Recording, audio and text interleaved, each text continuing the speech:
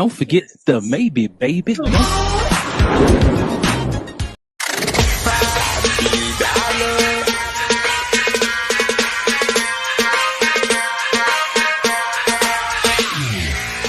If you are 40 and you are 40 plus, it's time to leave them young girls alone and get you a woman who understands the signs of a stroke. Start rewarding inconsistency with unavailability. So everybody's going to be consistent at doing something. That time, you confuse a lesson for a soulmate. Bible never tells a woman to love a man. You're supposed to love her. She's not supposed to love you back at the same level. Because when you have all these contingencies, you're not saying, I'm not going to love you. I'm not going to let God love you through me. So somebody told me a long time ago, they said, look, before you go on a date with someone, release first. He said, release first, so that way, when you go on that date, now you're not just looking at them through sexual eyes. You can clearly see what that person is saying and what that person is doing. But what is the kind of brother that gets sleepy after?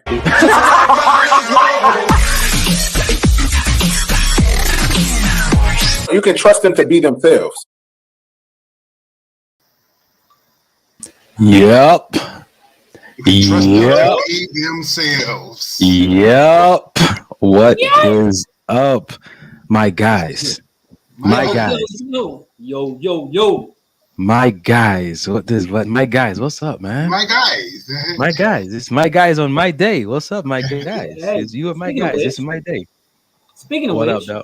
You got a special rendition, bro? Oh god. Speaking of which, oh god. Hey, what? Sometimes you know what I'm saying. Sometimes you got to make people feel uncomfortable, right? Okay. But yeah, sometimes in making people feel uncomfortable is deserved, right?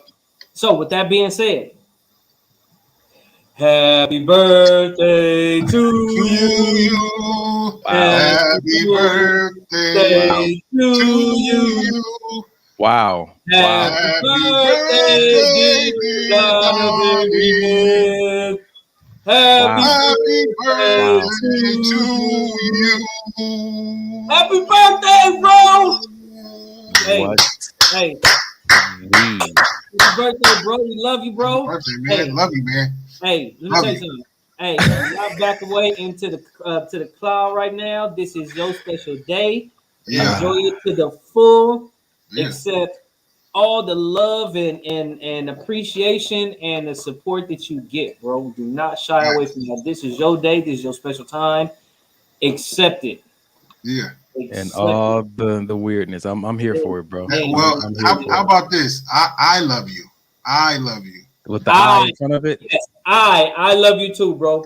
Yep, all that. And I love both of y'all, man. I love you too, Kerry. I know you had to handle business tonight. Yes, sir. I'm here for it, man. I'm here for it, man. Guys been talking to me about just that receiving aspect. It takes courage to receive love from people. It takes courage to walk by faith. It takes courage to be free. And that's something he's been talking to me about, just that courage, man. Y'all saw the hoodie I had or the sweater I had on yesterday. That smile again. Some things is happening, man. But we'll check in. I'll check in at the end, man. I'm gonna let my brothers go first tonight. I want to give y'all the honor because I'm the oldest and respect the elder. So Mike, since you the youngest, check in first, homie. Wow, sunning me tonight, huh? That's cool. I'll check in first. Sunning you, son. Week was good, man. No complaints. You know, I had a little issue at work with slave master. Yeah, pretty much. I was in a meeting and I got referred to as the help. So, you know, it was in the moment, you know, I went to 10 inside of myself. I was up there cussing everybody out. But you know what I mean? It just showed me the growth and where I've come from and the work that God has done on me and is doing on me. So it was a moment for me to pat myself on the back. Like I got a lot of comments because I just wanted to see how people would react. So I posted it on Facebook. I got a lot of comments. Some I agreed with, some I didn't. But just the growth within myself was just, you know, a little attaboy. You know what I'm saying? Can you reach your back, bro? Can you reach your back? Not almost. This brother says, "This is my little hand. This is my little hand." He's scratching his traps. No wonder you ain't never been encouraged by yourself. You can't reach your own back. You gotta get back there and pat that thing sometimes. Jeez, I don't got the T-Rex arms like you, brother. My bad. You have to encourage yourself. Now, other than that, man, I had a beautiful time yesterday. I got to hang out with you fellas, man. And, you know, I say it all the time. That was my reset for the upcoming week. Got to see a movie today called Ambulance. If you haven't seen, just go see it immediately. And if you got to leave the show right now, go see it. I'm talking to you. Yeah, so we don't support that message. We don't support that message at all, bro. This is way better than that movie he just watched. How much they pay you to say that sabotaging stuff on my birthday? Saboteur. Right. Other than that, my son's football game, he got a TD. So, just living life. It's good. Life is good, man. Life is good. Wow. Yeah. Wow. Good movies. Good son. Good brother. All right. Yeah. Errol is a good brother. You're right. I'm gonna pop up. I'm just gonna pop up. It's all good. Like I did today. Huh? I knew you were coming. I'm just gonna pop up when you ain't ready. Pause. What's the word, man? Wow. Well, first off, that conversation y'all is having, hey, birthday and no birthday. Hey, yeah. After this brother just serenaded me at the beginning of the show, now all of a sudden, couldn't wait to get on the track. God, he had his hand on his ear, doing a little. Didn't help at all. Check in, Dub. How was your week, man? You see how Mike just tried to do that, but we got this on camera now that you did sing, right? What? That wasn't even. You're right. That's the best I could do. You're right. That was it. So that's what y'all get. Cool. He was about to say, man, that wasn't nothing. Like for my brother, I would never give Donnie my best. That's what he said. Wow. I heard it too. Hey. Yeah. Wow. How was your week, brother? Let's move on. Oh man. My week, throughout the week, it was tough. I had a tough week, man. Work, just, you know what I'm saying? I've been in a very interesting place, you know what I'm saying? And that interesting place is not fighting what God is doing. You know what I'm saying? And that even means when certain people are being pulled out of your life, like you got to be careful what you pray for.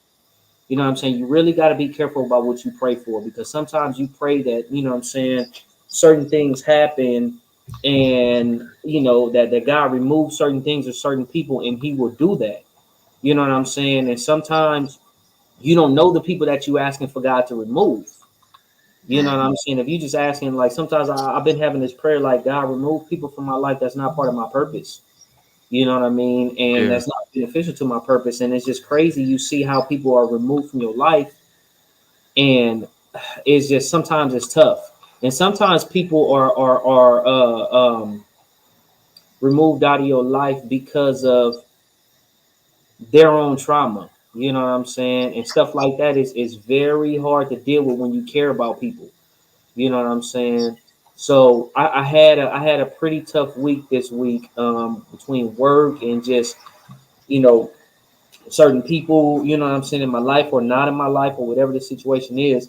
And it was kind of trying, you know what I'm saying? Then, yesterday was much needed. You know what I'm saying? Yesterday was much needed, man. It was much needed because I got to spend time with you, but we got to celebrate my brother's birthday. You know what I'm saying? We got to celebrate your birthday, bro. And that's the thing where, you always giving your time and giving your, you know what I'm saying, your coaching and your you know what I'm saying, all your and all your gifts. And we got a chance to be able to bless you. You know what I'm saying? And even in the midst of us trying to bless you, you blessed us. You know what I'm saying? But I get it. And it was one of those things for me, man. It's you know what I'm saying? Like, so I had a situation this week, man, where somebody said something about you, and it pissed me off. You know what I'm saying? And I go to bat for you just like I always do. You know what I'm saying? And somebody says something about you, and it bothered me. You know what I'm saying? So I kind of had to raise up a little bit,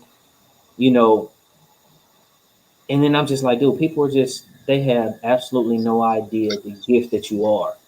You know what I'm saying? They have absolutely no idea the gift that you are. And it's just crazy, man. So just yesterday, seeing you in your element, man, seeing the times that you were struggling, seeing the times that you were happy, you know what I'm saying? it's just a blessing that we were all there to be able to cover you. You know what I mean? So that was a good thing for me, man. That was definitely a good thing for me. Because Mike, people Mike, don't Mike wants the name and number. He wants the listen. name. We're gonna talk after the show, 100%. But people don't understand because, and I'm kind of talking to Dub and I'm talking to the audience. But I'm not really talking to Donnie because it's about Donnie. People don't understand that through the week, because Donnie is such a nice, genuinely nice person, they feel like the coaching and everything is fun for him. And I granted it is, and it's a godsend, and it's probably he's ordained to do that. But that is a lot. That taxes your body, it taxes your mind, it taxes your spirit, and it just pulls and pulls and pulls. And you got to understand, this man does this stuff at work. He does it when he goes home. He does it for the show, and it takes a lot out of you. So, like Dub said, to be able to see him breathe yesterday was good, man. I think it was good. Like Dub said, it was good for all of us to be able to see that. Even with Dub on his birthday, just being able to see him smile and laugh and kind of let loose, because especially when your circle is tight knit like ours is, the types of days they have, even when nobody else knows.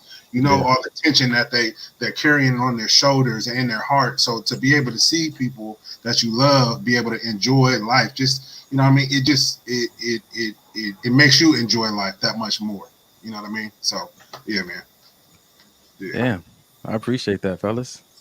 Yeah. So that was my check-in. Sometimes you don't know if people really see the depths of what it takes, to be the light, to try to be the light, so it feels good to hear you fellas. You guys tell me often in different ways, but it feels good right now to hear it on this day. Because Mike, you was a little bit late, but Dub saw it, man. I had a full-blown anxiety attack yesterday. Wow. Like tears, and I couldn't breathe right and everything.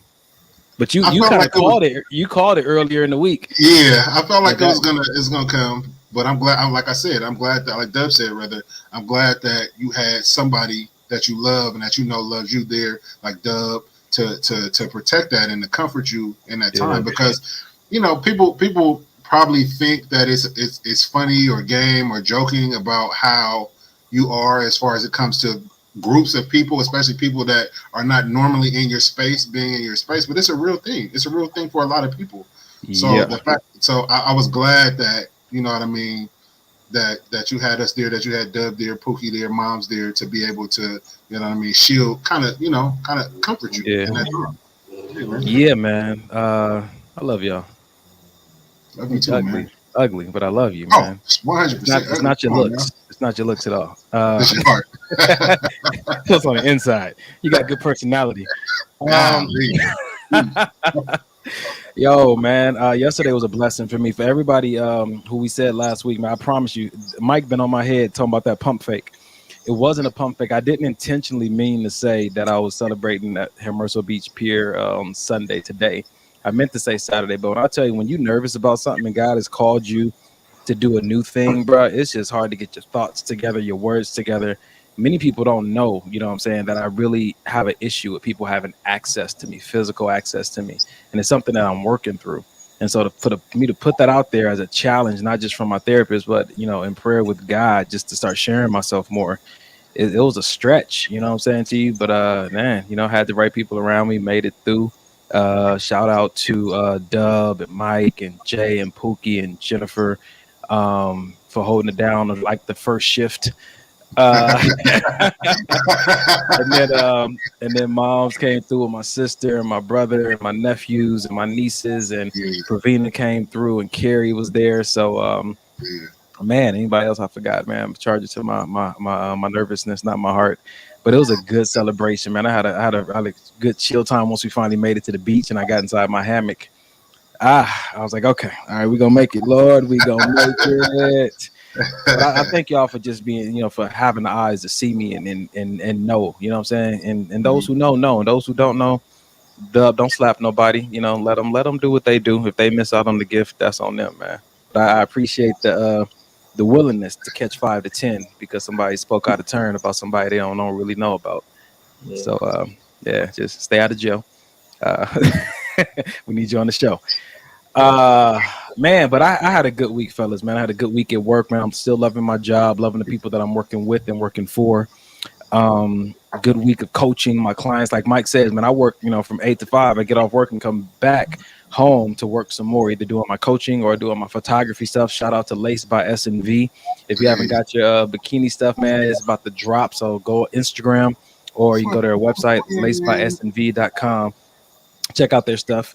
You already know I couldn't let this moment pass, Mike. It just wouldn't be me. I changed my name tonight to Cash App, $Donovan D. Donnell, in case you want to be a blessing. I mean, I don't want to block nobody wanting to be a blessing. It's right there in your face. God, you said, God, give me a sign. Well, there it is, right there. It's right there.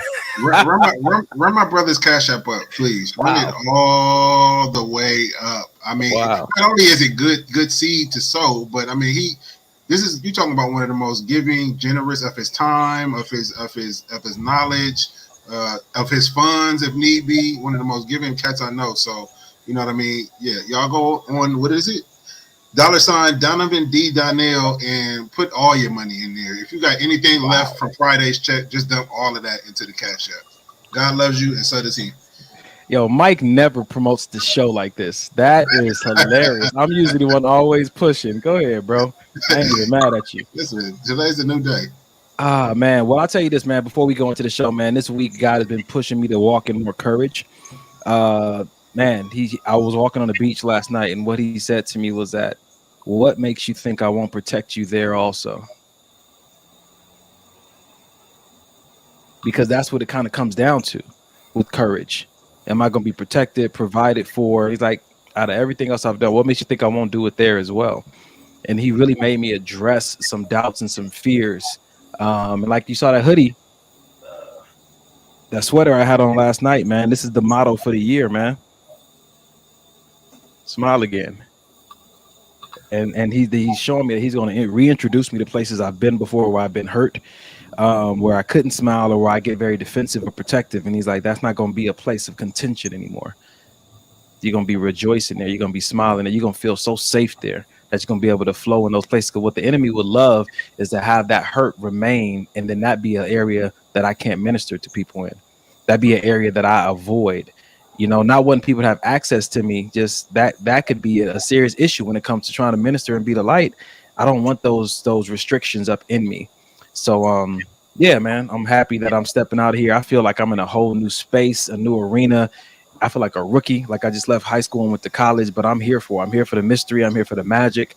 I'm here, man, by faith and courage, bro. So I love y'all, man. I appreciate you. I just want to know if that flat belly tee that I got y'all start working yet. Anybody want to show their results? Hey, huh? Hey. You know. Anyway, golly, I got these Negroes. I got them all. I got my Circle This gift, and it's a good book. And then it's this tea that's supposed to help your stomach get flat and good for your cholesterol and colon and stuff. Why would these? But all of them, Pookie included, was so excited about that doggone that belly tea than they was for the book. I'm excited about the yams too. Yeah. Sure. We're gonna start the show. I ain't got time for that. Oh man. All right, fellas. Y'all ready to get into this show tonight? Let's get into it. Man, all right, ladies and gentlemen, you know how we do here on Maybe This Will Help the Podcast, the relationship podcast. First half of the show, we going over different posts that people put online. We're going to have an open discussion, transparent, ain't nothing been rehearsed. We ask you to jump in the chat, tag somebody who needs to be a part of this conversation, and add your 2 cents. If you say something of value, what we will do is do it like this, pop it up here on the screen. Hey, man, look at God. And then we might ask you some more questions to follow up if what you said didn't make no sense. But if it did, we'll give you a 2 like this because we appreciate you for all that you do, because hopefully something either we say or you say will help somebody that's listening tonight or in a future broadcast. Halftime, we can give you a chance to give again. And then the second half of the show, we're going to be watching videos and doing a live discussion on those videos and those topics. So if you're looking to be in help tonight or looking to be a help, make sure you engage. Yeah. That's right, son. Work the mother beat. Okay. Arrow in the building. He's still in New York. Hey, son. Man. Hey, let's get it, yo. All right. I'm going to start it. And then we're going to start our rotation, man. This is how we're going to start the show tonight. Just like this. Some people just want the attention of having you without the responsibility of being committed to you. Uno más. Some people just want the attention of having you without the responsibility of being committed to you. Ooh. Ooh. Have you ever been there, my Hey. brothers? I feel like I've been on both sides of that coin. I've Talk about it. Yeah, man. I've been in relationships where you know what I mean. I literally wanted to be with them, but I wasn't ready to like fully commit. You know what I mean? Like I got one foot in this relationship and I got one foot still for the streets. You know what I mean? And I knew that going into it. I knew 100% going into it. I'm not ready to do this because I already know that I'm not mature enough. And it's not really what I want at this time. But at the same time, I didn't want to lose her. You know what I mean? So I was like, I felt like at that time, the only way to keep her is to say, hey, let's be together. You know what I mean? And for a while, it worked. But that's never a good idea. Hey, let's be together. Yeah. Yeah. Knowing damn well that I was not ready for it. And well, I'm not with her today. That's any consolation. You know, it didn't work. You know, and then on the flip side of that, it's happened to me. Where and on the flip side, I felt like I could feel it. Like, oh, you really don't want to be here. You know what I mean? Whether it's something that I'm providing that you really want or really like or really want to dive deeper into, but I just felt like you're not really here for this. You know what I mean? And that disconnect can be very loud. Like even in the silence, it can be very loud. And I can hear it. So people trying to get in a relationship with you for like clout chasing just because they want to be with a tall black man, or because they want to be with somebody that might be known in the streets, or because they want to ride in that car with you. No, I'm not even trying to be funny. I'm trying to be real. Like, do you think that that's what the issue is for some people? Because it's like they want the attention, but they don't want the responsibility. Some people know that you may have, a lot of people trying to pursue you. They just want to be the one to say that, oh, I got you. Yes. But you got me, but do you have me? You know what I'm saying? Yeah, you got me in this relationship, but do you really have me? Are you holding me down? Do you really have my back? Or are you just so busy telling everybody, oh, I caught him, I got him, but you ain't really holding me down like the person in your position should. Yep, for sure, 100%. I feel like that has been the case. Dub, tell us about somebody who wanted a light-skinned dude, and then they were just like, yo, I'm gonna get him, and then that's. But I mean, you ain't gotta be the light-skinned dude I'm talking about. Like any light-skinned dude you may know. So you had me be the light-skinned dude representative, knowing I'm chocolate. You know what I'm saying? You got friends. Anyway, so I'll say it like this.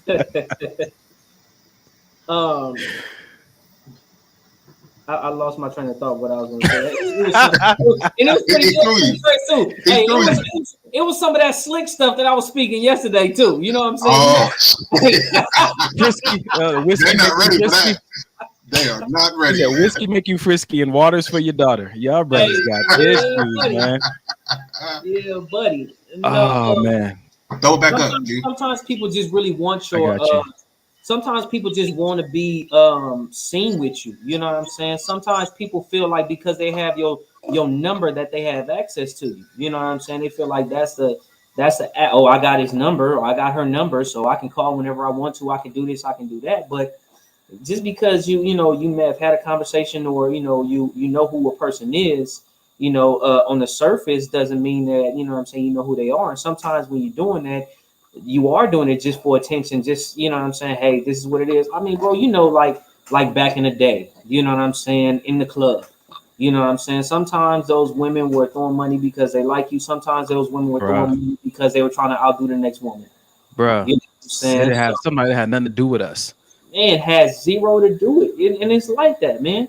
It's like that, and it's like you really have to really check yourself, man, what your intentions are and why you want somebody. You know what I mean? Sometimes, and I say it all the time, sometimes we want somebody just because of something that they have, knowing damn well we not a good fit for them, they not a good fit for us. But it's just something about that person that you don't want to give up. So you try to hold on to them. You try to, do whatever until you get tired.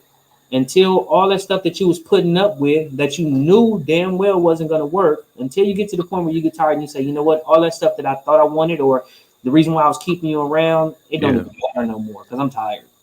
I tell you like this, like my grandfather told me, man, with every time somebody gives you access means you're getting a greater responsibility.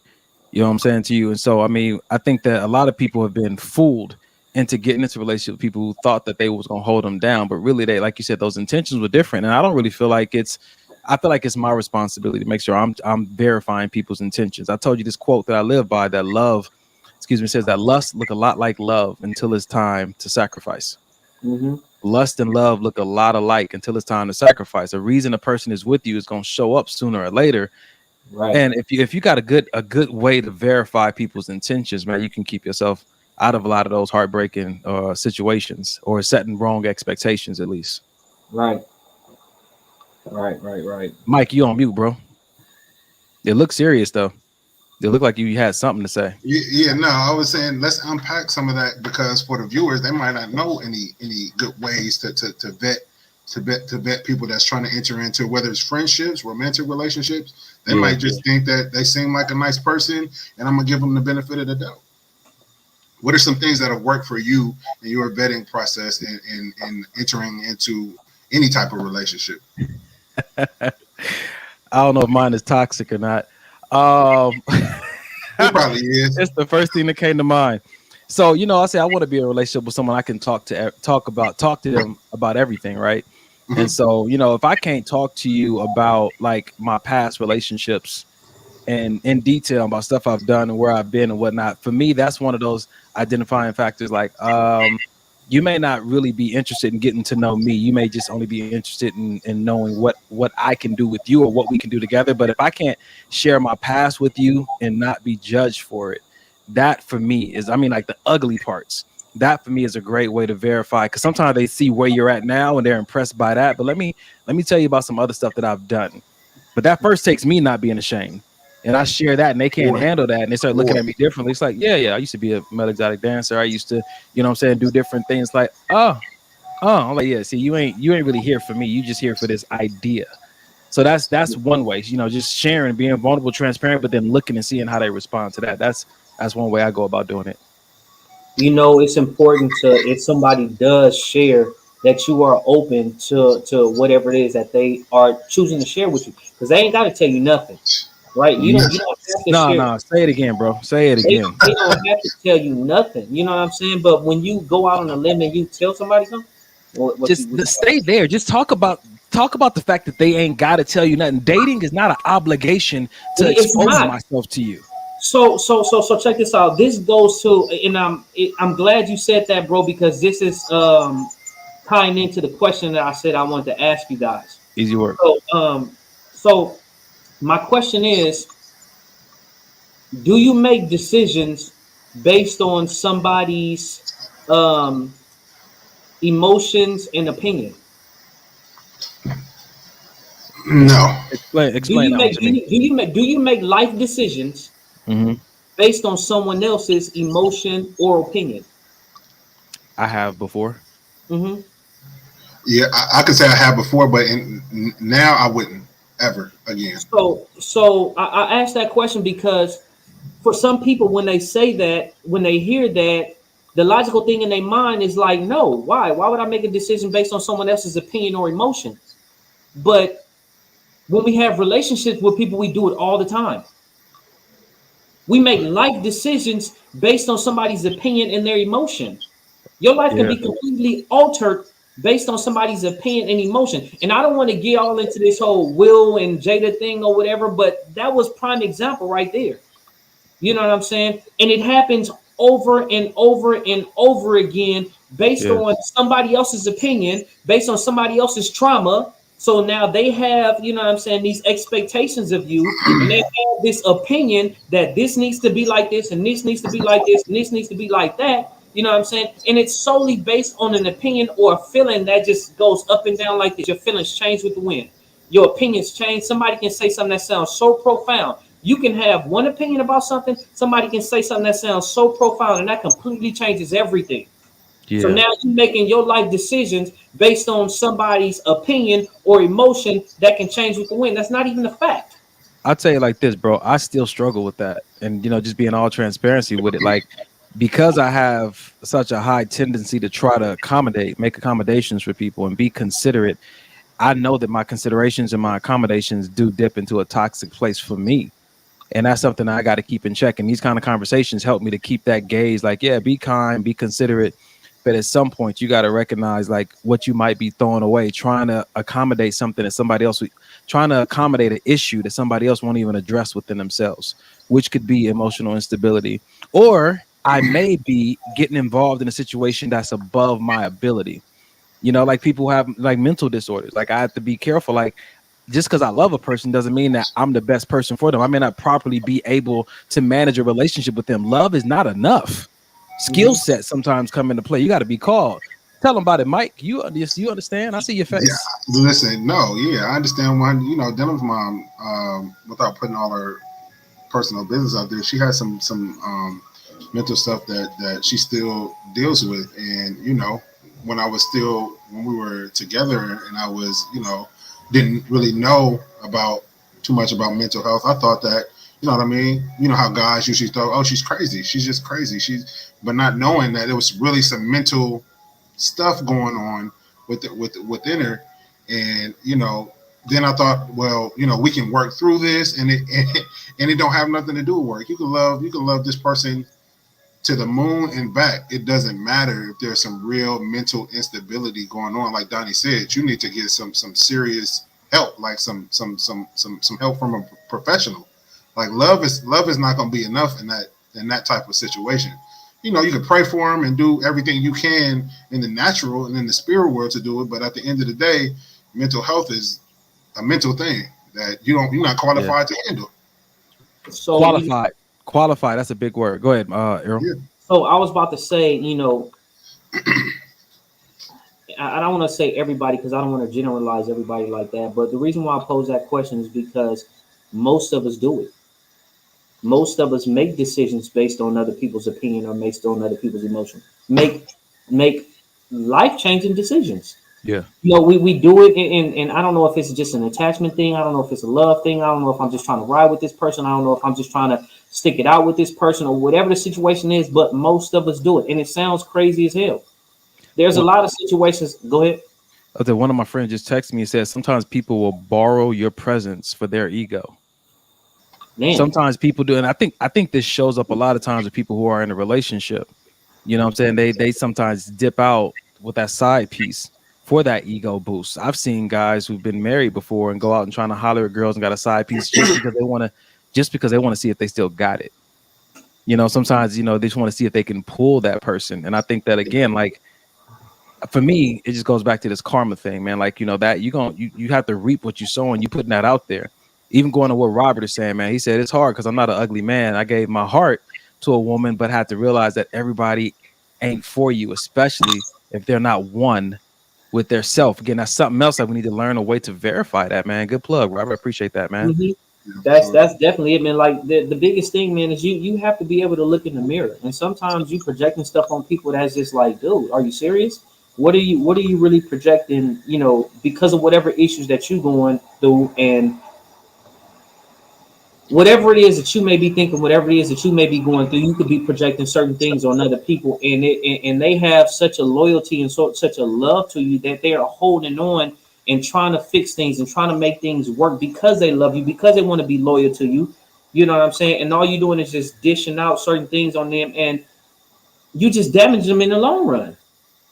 Yeah. Do people even consider? Do anybody ever consider how being so selfish sometimes you were just damaging the person that you feel or you say that you love and you care about, but not even be willing to take a look in the mirror and just say, damn, am I doing something? Especially if a person is explaining to you, hey, look, I can't do this. This is making me feel like this. I'm just trying to talk to you. Can I even speak? Can I do this? Can I do that? And it's just you constantly shutting somebody down and you constantly, you know what I'm saying, just dragging them in the mud, and you causing so much harm to this person, and all they're trying to do is trying to love you and trying to be loyal to you. Let me say this, Mike. I see you got something. Can I throw this in there real quick? Oh, please do. Please do. Right, pause. Look, I've been selfish before, and what I will say from experience is that when I was being selfish, it didn't feel like selfishness because I had justified it enough within myself. I felt like I was being kind and considerate. I felt like I was being inclusive.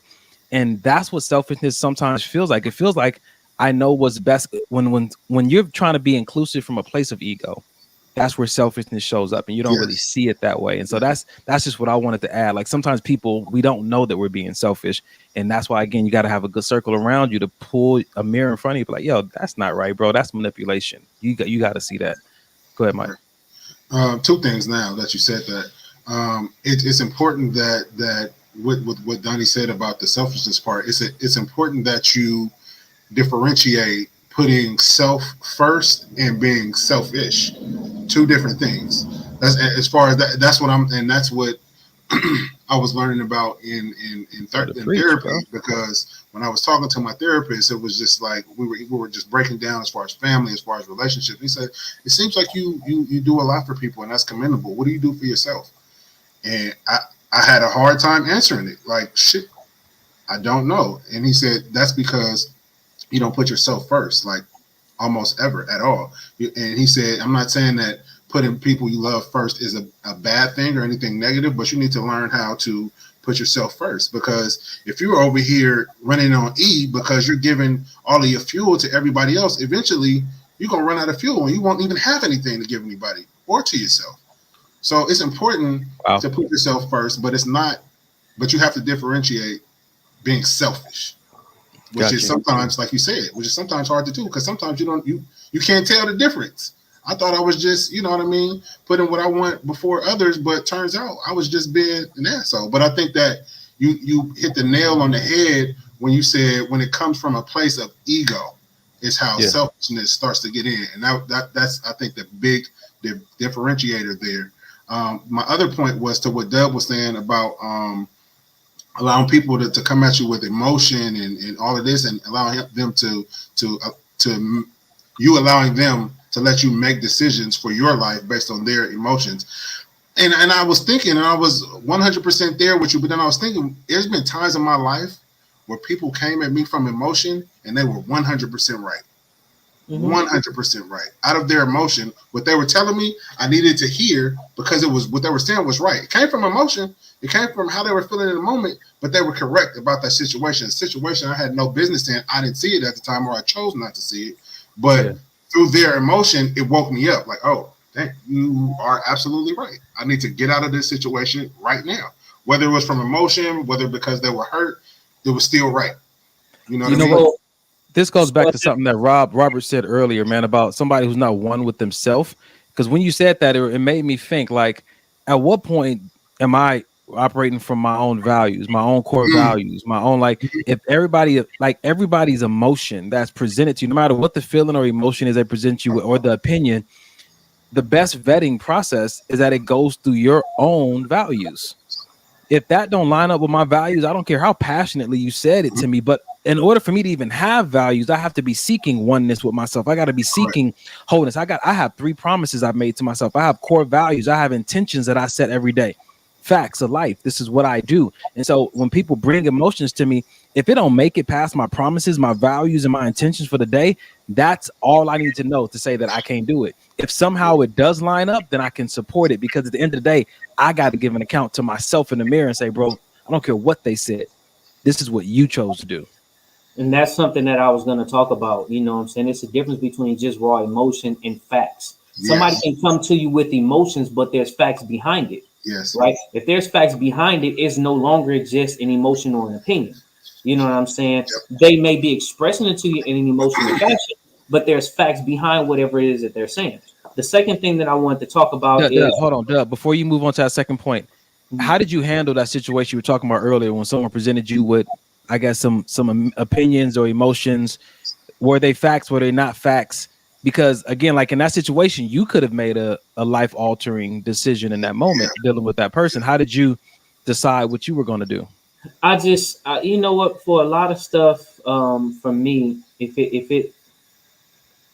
I understand, like, a lot of times people, because they have certain attachments to you, or they have a thought or a feeling towards you, a lot of times, sometimes reality is skewed based on, you know what I'm saying, their feelings and stuff like that. And I try my best to sit back and I think about a lot, you know.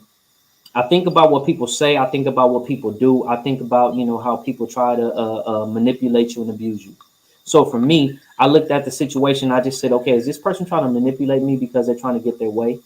You know, is this person just, you know what I'm saying? And that's the thing. Like, I had to look at the fact that, like, okay, you know what? Sometimes people try to manipulate you just to get their way, and they try to throw the emotions, and they try to throw the tears, and they try to throw the, oh my God, but you don't love me, and you don't care, and we're family, and we're friends, and this, all that stuff is fine and dandy. We may be family and friends, but you full of shit. You know what I'm saying? And you need to be told that you're full of shit. And if you are full of shit and I tell you full of shit, don't try to, you know what I'm saying, disguise your full of shit with emotions. You know what I'm saying? Accept the fact that right now you full of shit. And I'm telling you full of shit, so just own up to it. You know what I'm saying? Don't try to sit up here and try to hide behind your emotions and stuff like that when you know you did wrong. You know, it's crazy. Then the other thing that I was gonna say is what I feel is important, and I appreciate this circle because sometimes you do stuff and you do exert everything.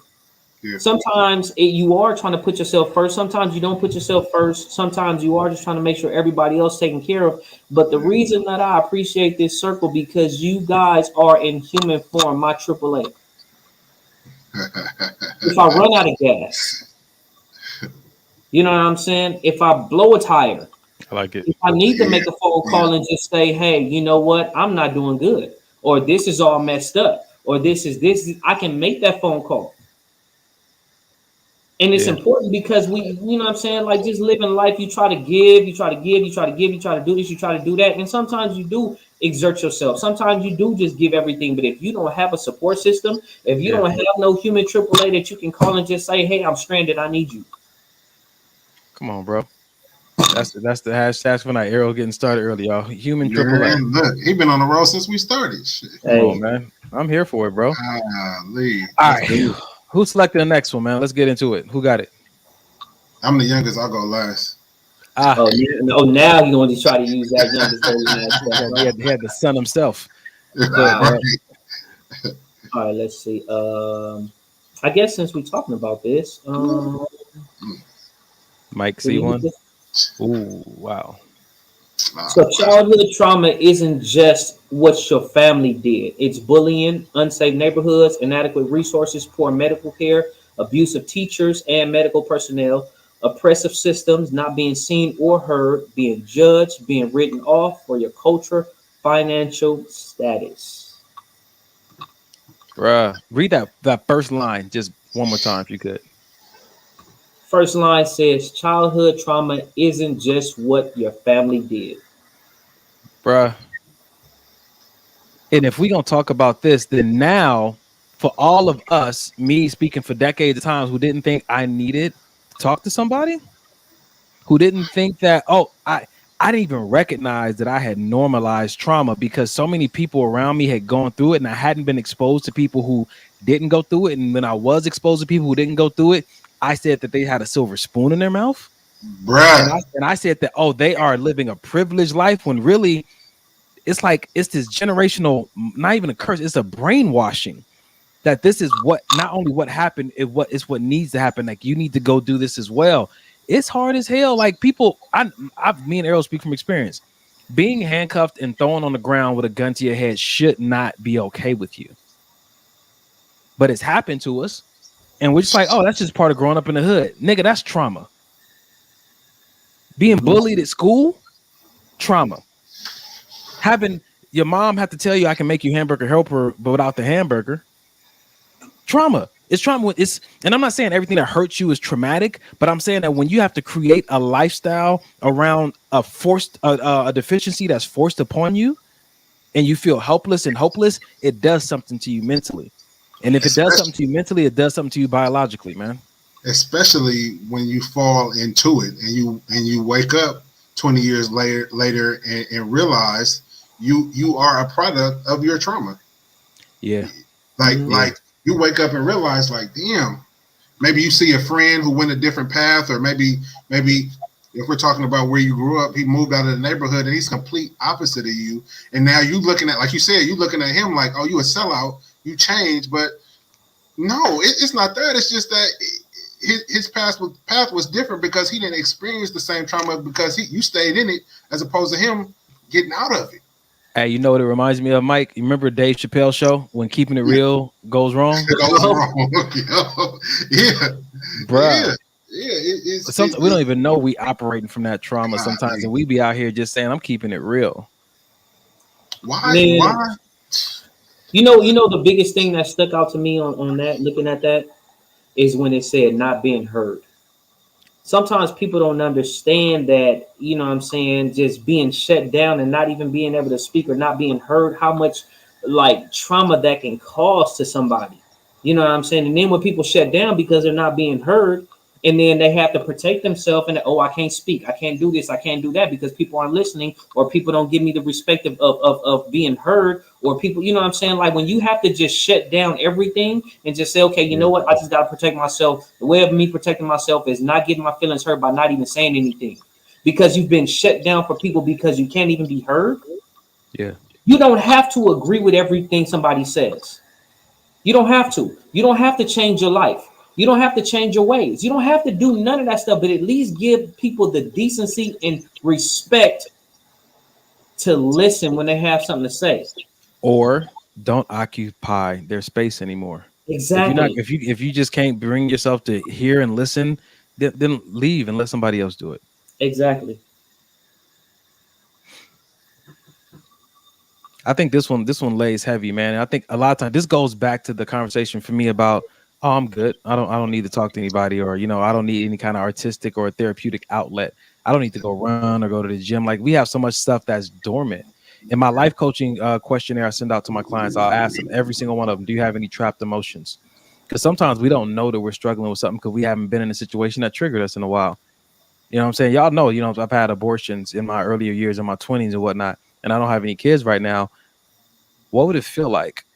The question came to me, what would it feel like to be in a relationship with someone and finally have a child, and they try to use that child against me after having abortions earlier and feeling like I didn't have the children I wanted, and now I'm in a situation where I have a child and somebody gonna play me with it. We had on this episode a few weeks ago, we had that guy who ended up killing his girlfriend, killing his ex-wife, and then killing himself behind that. So, and I just say this as a testament, like, we think we okay. It's nothing wrong. Like, I remember when I first went to my therapist, I said, can you do a diagnostic check on a human? I just need you to ask him some questions, look at my responses, and let me know if you hear or see anything abnormal. We take our cars all the time to drop it off before they get an injury, before something breaks down. I think it's good practice for ourselves as good humans, and good health and wealth, man, just to talk to somebody and get checked out. Like, man, I don't know, man. You know, it's been a while since I've had an issue. Whatnot. I just want to get checked out and kind of hear some things. Go ahead, Mike. You know why a lot of people don't and should, but they don't, is the same reason why people don't go to the doctor as much as they should. It's like, I know there may be something wrong, but I don't want to hear nobody else tell me there's something wrong. Damn. So the best way to do that is to just not go get checked out. I'll live with the pain. I'll say it's something. I'll self-diagnose myself and say it's something that it may not be, but I'm not going to go get the real help I need, because if I go get the real help I need, it'll make the issue real. And now I actually have to deal with it. I actually have to do work to try to fix it. And most people don't want to do that. Yeah. Yeah. Man. And now your organs is falling apart because you don't want to get yourself checked out. And then now your mental organs are falling apart because you don't want to get your mind checked out. So now you just stuck. Yep. Dang. Man. I'll tell you from experience, man, this my therapy has actually helped me to notice things that I don't think I would have picked up on any other kind of way. Now, are you talking about self, or are you talking about it just from your eyes, from your viewpoint out in the world? Or are you talking about stuff you I have to say both. Yeah. I have to say both. And it's enhanced my life. And sometimes the freedom that we're not able to walk in, or the abundance that God wants to bless you with that you're not able to really enter into, is because of things that you don't really see. But just because you don't see it doesn't mean that it's not affecting you. It's not affecting you. A little blood in my stool is fine. Ain't nothing wrong with that. You know what I'm saying? I've had this cough for a few years. It's just who I am. You know what I'm saying? Like, oh, it's got a little twitch in my back. Like, so many things. So many times you hear people say, "I'm happy." The doctor tells them, "I'm happy that we caught this early." Mm-hmm. What if that's what your marriage was dependent on? The fact that you caught something early. What if your relationship with your best friend didn't have to end if you could just catch something early? What if you didn't have to find yourself doing another toxic relationship? If you would just sit down with somebody and y'all can catch this situation that's inside of you early.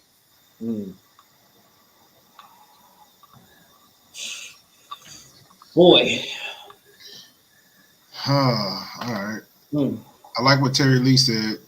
She said, if you don't get the help, it's like an infection that just spreads. And that's the truth. Because you think it's just like any other type of physical condition.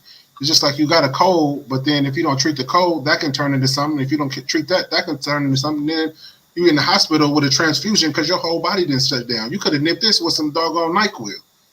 But you thought that you could just push through it. Oh, I'm good. I'm good. Like you said, I've been like this for years. It's just me. I'm good. Come on, man. And I think let's take the fear out of it, man. It's not that scary, man. It doesn't hurt. It's actually really freeing, man.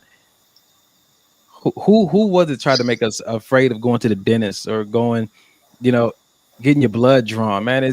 Don't let that fear keep you from living your best life. And especially for me, it was the fear for the longest time. It's like, yes, I know I need to go to therapy, but I'm scared. What are they going to do? What are they going to find out? Even the first day I went, Eric called me on my bullshit because the first day, shout out to Eric, my therapist. So the first day that I went, I tried to bullshit him. I tried to say all the right things. I tried to, tell him what he wanted to hear. So he'll be like, oh, no, you're good. He'd be on my side. You know what I mean? No. And that's the wonderful thing about it. Therapy, like, there's no right answer because that's not what they're looking for. Exactly. And that's what we think. Oh, I can just answer the way somebody else answered, but that don't fit your whole personality profile. So now I know something is off. I'm sitting here right now because my mom is watching the show, and I asked her, because I'm looking at this from a generational standpoint. I said, did your generation embrace therapy? And she said no. And so I asked her why not, and I'm waiting for her to reply now, because what if this was a difference maker, not just for your life, but your lineage?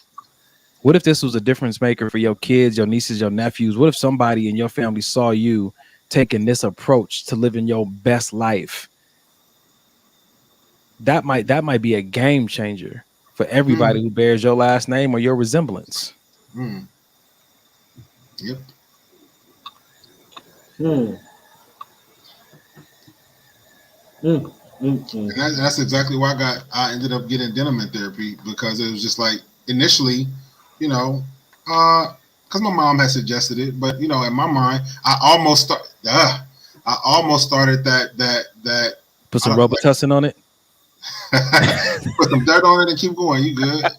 No, but I almost started the vicious cycle all over again by saying he's young, he's resilient. Kids will grow out of it. Just trying to tell myself, because I didn't want to have to deal with, oh shit, my son might have a problem from being abandoned by his mother. Did you feel like that would be a reflection on your father? 100%. I must have failed as a father if my child needs therapy. Bruh, and honestly, if we're being transparent, that's still an issue for me to this day. To this day, because it's like, how do you? And it's easy for people to say, "Oh, you're a great father," and yada yada yada, and it all sounds good, and it all feels good, and it makes you tingly. But at the end of the day, you still put this weight on your shoulders, because you got to sit there and watch your kid, go through life without a biological mother. Yeah, that I had. So I know what it feels like to have both parents. I know the joy you get from mom coming in and tucking you in at night. I know the difference between dad tucking you in at night and mom tucking you in at night, or just mom holding you when you scrape your knee, and as opposed to dad saying, "Hey, you all right, son?" It's different, and he doesn't have that. So that has to be my fault in my mind. Man. So let me say something. A lot of times, people are in these situations where they're taking care of a kid, and this is not the first time I hear people say, they start to put themselves down and they start to think stuff. First off, if you're making an effort, if you're doing the best that you can, we don't always get equipped with the same stuff. We don't, meaning, you know what I'm saying? All of us don't grow up with a mother and a father and this and that. But if you know that you're doing the best that you can, stop shortchanging yourself. If you know that something else that is something else that he may be dealing with that has zero to do with you, stop shortchanging yourself. You there for your son, you show up for him every single day. However you can. However you can. Yeah. And I know moms that do the same thing. They show up for their babies when, you know what I'm saying, the fathers is not there. They do everything that they can. You can't shortchange yourself based on you doing everything, but the other person that was, you know what I'm saying, to help you make that baby isn't. That's unnecessary trauma that you putting yourself through. That's good talk, man. My mom just she texted back. She said that her generation didn't really believe in going to therapy because the diagnosis says that they're crazy. When honestly, it just says you're human. Humans going through life. Man, We we need to all check crazy. in. We all crazy. Like, how can you not be living in the world that we live, especially today? How can anybody think that it's not something wrong with everybody and everything? Like, I mean, I'm talking about down to the food, with the hormones in the food, with all the diseases and the wars and all the. There's something wrong with everybody. But what's happening is, like you said earlier, we are being conditioned to think the stuff is not that bad. Oh, it's okay. It's fine. This is just the world we live in. This is just that we gotta push through it. This is the new norm. No. Yeah. And I look at comments from Donna. I appreciate what her and Amber are doing in the comments over there. Ask God to make up the gaps we all have, and sometimes, man, like I said, sometimes we all need godly therapy can be God, and it can, and sometimes it can be a person. You know what I'm saying? Like God uses me in my coaching to help my people. So let's not say that we're going to let God be our therapist because we're afraid to let God use anybody else to give us therapy. If that's what God is leading you to in some quiet time with him, then amen. But understand that God does still use people. Right. Absolutely. Okay. Yeah, man. Yeah, I'm right there with you, Amber, praying for peace for those who suffer from rejection and abandonment, and for those who don't even know that they're inflicting that upon people around them. Mm-hmm. It's contagious, man. Go ahead, man. I was just about to say, man, it's such a wonderful thing when you can start to unpack your own luggage. You know what I'm saying? Especially luggage that you've been carrying around for years and years and years. When you can start to unpack that luggage, however you choose to do it. If you sit down with a clinical psychologist, or, you know what I'm saying, a therapist or whatever, or if you sit down and just talk to somebody, you know, if God leads the right person to you that you can just talk to, you know what I'm saying, express it, whoever it may be. It may be a mentor. It may be a complete stranger. You know what I'm saying? God's ways are not our ways. And it may be somebody completely different. It may be a therapist. You probably that one person that's just like, man, I ain't sitting talking to no damn therapist. I don't need that. You know what I'm saying? Blah, blah, blah. You ain't gonna label me as crazy or this or that. But God leads you to that therapist that's going to be a complete blessing to you and unlock some things that you need unlocked. Go ahead. I'll say, what's wonderful about that? Sometimes a good prelude is talking to someone who's been through therapy, because they end up telling you what their therapist said, and sometimes that land with you. Mm-hmm. You know what I'm saying to you? Sometimes it is as simple as get around people who are about self-development, self-growth, and healing. Just getting around those kind of people, because maybe they meditate. Maybe they do have a healthy lifestyle. Maybe they understand that the way they think about life also comes from the hormones they're putting in their body through their food, so they eat different. Maybe you struggle with so many different thoughts and paranoias and trust issues because of the food that you're eating. Have you ever really wondered why certain foods make you feel and think a certain way? Because you're introducing your biology to something that doesn't need to be in there.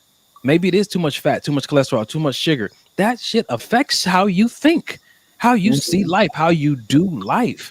And until you sit down with somebody and get exposed to the fact that it's all connected, your sleep patterns, your hydration, your food, the people you're constantly around.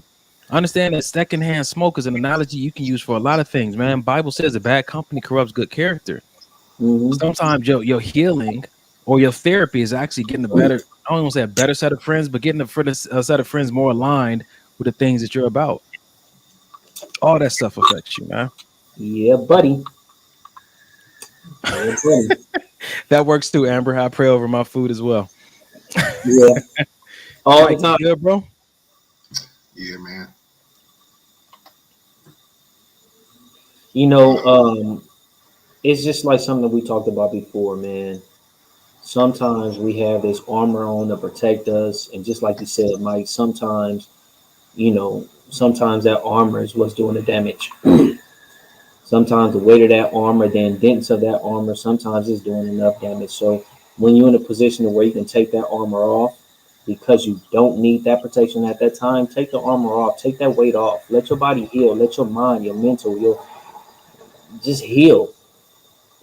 Take the time to heal. You know what I'm saying? Like, that's so important. You can't continue, even in video games, right? Even in video games, you fighting and playing, you at least, you know what I'm saying? You even need that little health pack on the video games. You need a boost, you need a reboost, you need a recharge. Sometimes it's just letting go. Hey, what was the shirt you said we need to get made, bro? It's saying it's okay to let go. All right. Mike is in the background. I'm gonna take a moment and pause real quick so we can pray, bro. Father God, we thank you so much for this moment. We know that when you expose and bring things up, that the enemy will try to pervert it and use it for his benefit to further damage us. But that's not what this is about. We thank you that your presence is here and is felt, and that you will help us to be able to digest the things you're exposing us to about ourselves right now. Yes, God. We're your children and we're loved by you. We're not crazy. We're not worthless. We should not be committed. It's not about any of that. It's the fact that you brought it up because you want to get it out and away from us once and for all.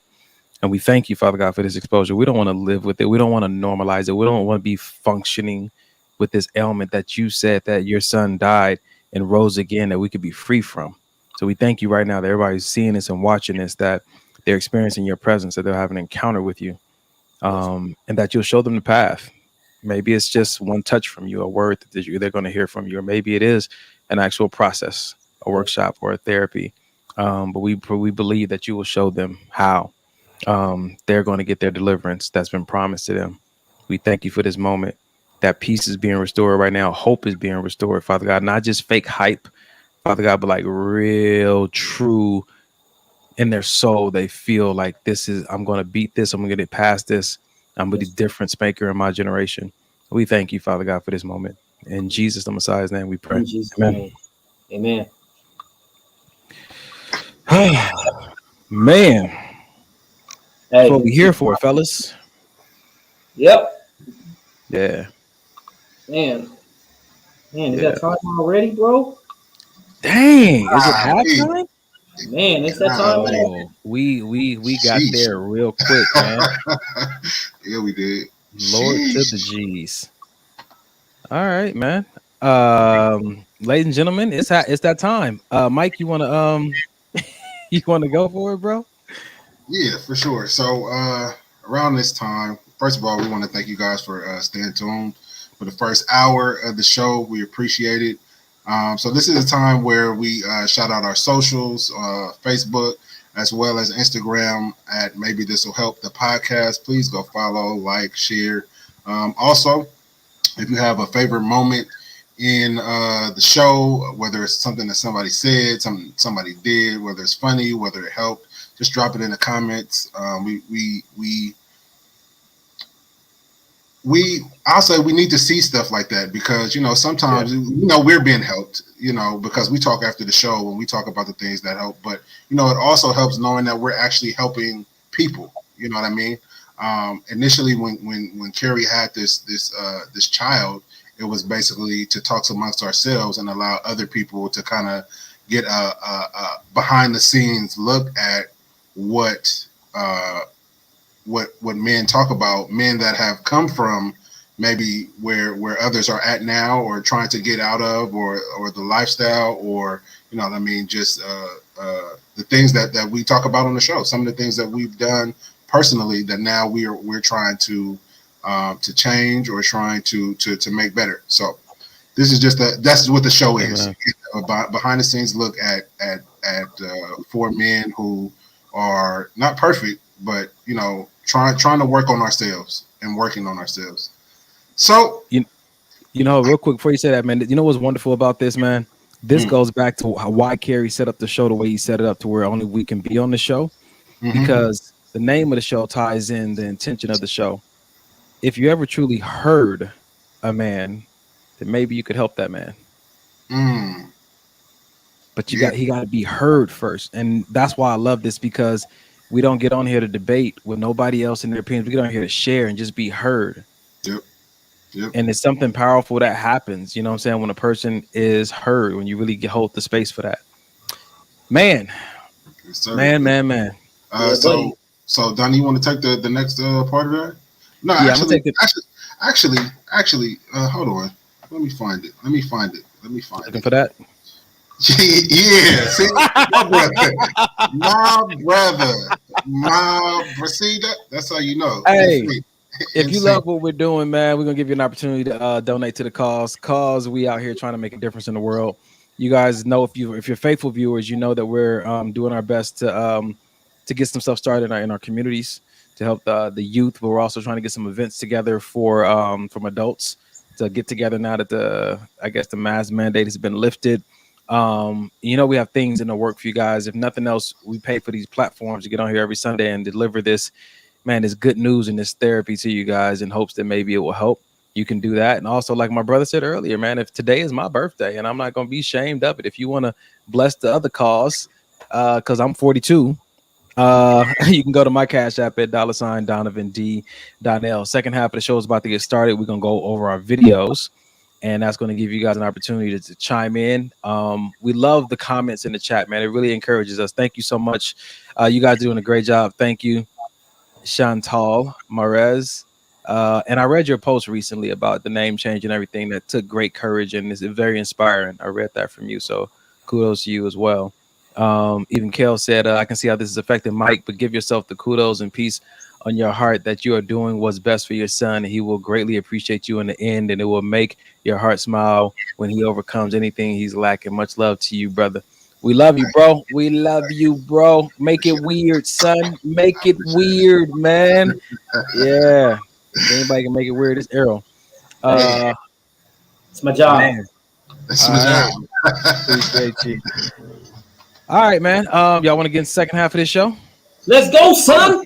B, what the mother, yo? He's still there. He is still there. I'm still Man. All right. All right. We're gonna lighten the mood just a little bit. Here we go. Check this out. Do you even want to hang out? Do you even want to hang out? Oh, that's considerate. Like I said, whatever. Like I said, whatever? This guy. Do you? Bruh. This is why some people don't text in relationships, because there's way too much room for misinterpretation. I can't pick up on your tone, and I'm because I'm optimistic. I'm always thinking someone's being lighthearted.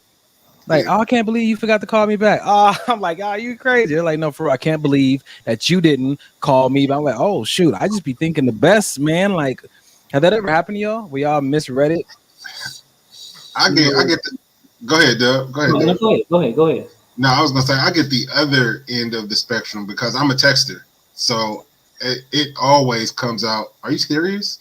Were you being serious about? I was like, I'm just kidding, or I didn't mean it that way. But I definitely think that conversation, whether it be over the phone or in person, definitely can make the situation easier. But my thing is, for the people that I do text and all of that, you should know me. So you know when I'm being serious and you know when I'm not. Just like me and you, Donnie, when we were going back and forth on WhatsApp, and we could tell, like, let me just say something to lighten this, just in case. Just to make sure. Just to make sure. But, and y'all know me, man. I play a lot, and I think that gets under a lot of people's skin because I'm lighthearted and I'm playful, even when it comes to serious stuff. And that goes back to something me and Carrie used to do back in the day. It's just like we kind of make light of it and make fun of it from a safe place so that it doesn't become like a big traumatic issue. But that ain't everybody's cup of tea. Everybody doesn't like that. Some people like to sit in it, and I learned that that's not my strength. So a lot of times I just need to bow out and just say, "Oh, I'm gonna take me and my jokes somewhere else." Dub, what you got, man? You know what, man? What I be thinking sometimes when those things get misconstrued and just misconstrued and stuff like that, it's just like all out of whack, man. The first thing that comes to my mind is This bitch. Wow, here we go, ladies and gentlemen. You was waiting for him. Here he is. Oh, you got him now. You got him now. He's here. no. No, you know, I say stuff, man. I say stuff, and you know, I think people really think I'm like mean sometimes. You know what I'm saying? I really think people think I'm just mean and I'm just like this jerk. And I like to play around and I like to say stuff like when you know we'll my circle knows me and they know like I'll say stuff all the time like, hey, your mouth is just stupid, or you know what I'm saying, your brain is just stupid. You know what I'm saying? And it's not that I'm calling them stupid. It's just I'm trying to make light of whatever it is at that particular time. You know what I'm saying? A lot of stuff, man. I like to play around too. I like to laugh and joke and have fun. And you know what I'm saying? I may have my pimp talk. I may have, you know what I'm saying? Like, how much you pay Tiffany to say that? How much you pay her to say that? I ain't saying nothing. You just shot her a cash out? You just thank you, Tiffany. No. But no, seriously though, man, it's just like a lot of stuff, man. When I'm serious, I'm serious. But most of the time, I'm just laughing and joking. I'm quiet, and then I just all of a sudden just come out with something crazy to say. That's just me. I think it's worth knowing the person that you're dealing with, man. You know, and I mean, honestly, I can say it's a red flag, but I do believe that sometimes, man, when I've been in situations like that where people like consistently misread my text, it took me a moment to like kind of step back and say, okay, a different kind of conversation needs to be had, because we're not vibing on a very plain level that me and a lot of other people do vibe. So I'm open to the fact that this may not be in season for us, that this may not be a good fit, or we might need to have a different conversation. Maybe we don't need to text. Maybe everything needs to happen face to face so we can read all those kind of things. But that also may mean that we may not talk often because we may not have that kind of time to meet face to face. So I mean, it's all those things kind of taking consideration. So you know, to each his own. Do the best you can with what you got, and at the end of the day, hopefully you end up.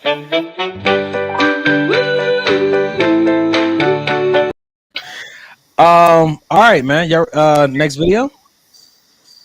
Yes, it's running. It's running. Ooh, okay. Let's do this. Ladies, pay attention. A man calling you baby means nothing. A man moving in your house means nothing. A man calling you his girlfriend means nothing. A man giving you a baby means nothing. I'm about to hurt some feelings with this next one. A man marrying you means nothing. You know what means something? A man changing himself, his lifestyle, and his ways to keep you. That's what means something. Ladies. Where we at, fellas? Where we at? Nope, and nope. If I marry you, that's definitely means something. If I give you a baby, that's definitely means something. I'm 41 years old, right? I gave somebody a baby years ago. Me giving you a baby, that's definitely going to mean something. Me marrying you, that's definitely going to mean something. You know what I'm saying? Changing my ways for you. What if your ways are bullshit? You want me to change my ways for your bullshit? So a lot of those things that he's saying means nothing. That's not true. I am going to have to agree with the like, because Told you, they be loving Dove, man. Like, come on, keep bringing that rawness, bro. Yeah, they do. Nah, but I'm gonna have to agree, man. Yeah, I don't got nothing. But yeah, everything he said, I'm pretty much on board with. I shouldn't. Yeah. How y'all think I feel about it? I think you do not. I think you agree some with what we're saying, but I think you agree some with what he's saying. I think that these are the kind of videos we need on this show, because I think that we hear that and get caught up in the hype of how it sounds, and nobody ever breaks it down for you to see, like, yo, do you understand that if it means nothing, if you go back and tell some dude that did any of those things for you that meant nothing, what the hell that's going to do to a situation? No, it may not mean what me changing means, but saying it means nothing, bro, you have done a disservice to that person and all their effort. Whatever, even if it was minimal. Say it doesn't mean the same thing. It's almost going back to when you go to couples therapy and the therapist tell people that when you get into an argument or you get in a heated, passionate conversation with your spouse, don't use words like never. Yeah. And always, because you usually don't mean that. You're just trying to say it because you're trying to incite a certain emotion inside of them.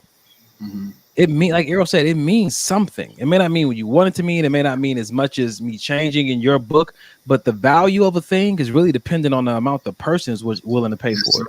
Yes, don't sir. just tell me because you can't value it doesn't mean nothing. Like that one kind of got under my skin a little bit. Yep. And what we see it all the time, and when we kind of call it out when we see it, when we put stuff in our little group chat about these men who say things that cater towards women, but it be absolute bull crap. Like, you're saying it because it sounds good and you know you're gonna get the responses that you want from women, but you're actually setting them up for failure. Mm-hmm. Yeah. You know what I mean?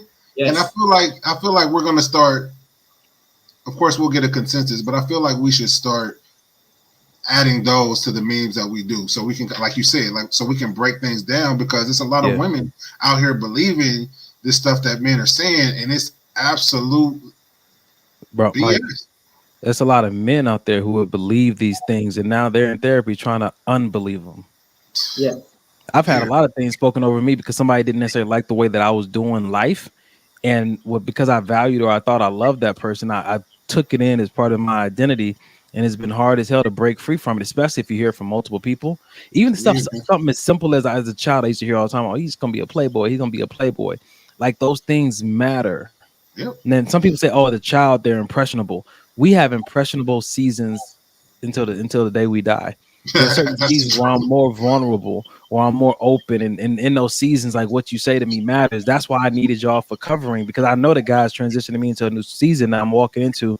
And I can't just be hearing and receiving from everybody right now. And it's ugh. I love what Chantal said. I think if you're married to if you're married, then you should be married to the right person. Coupling that with, you should already be changed for each other. And I think that goes back to the beginning of the show, that vetting process. You know what I'm saying to you? Like, if you require someone to make certain changes before you give them certain access, then set your boundary. Nobody's gonna be upset with you about that. Express what you want, explain what you want, and then enforce what you want. The 3 E's. It's okay with having standards. And like Errol always says, be willing to have a conversation, because you don't want to miss out on something that you don't know you want. But have some standards. It's okay if you have some requirements. Nothing wrong with that. At least that's how I feel. Nah, I feel like people should have requirements, to be honest with you.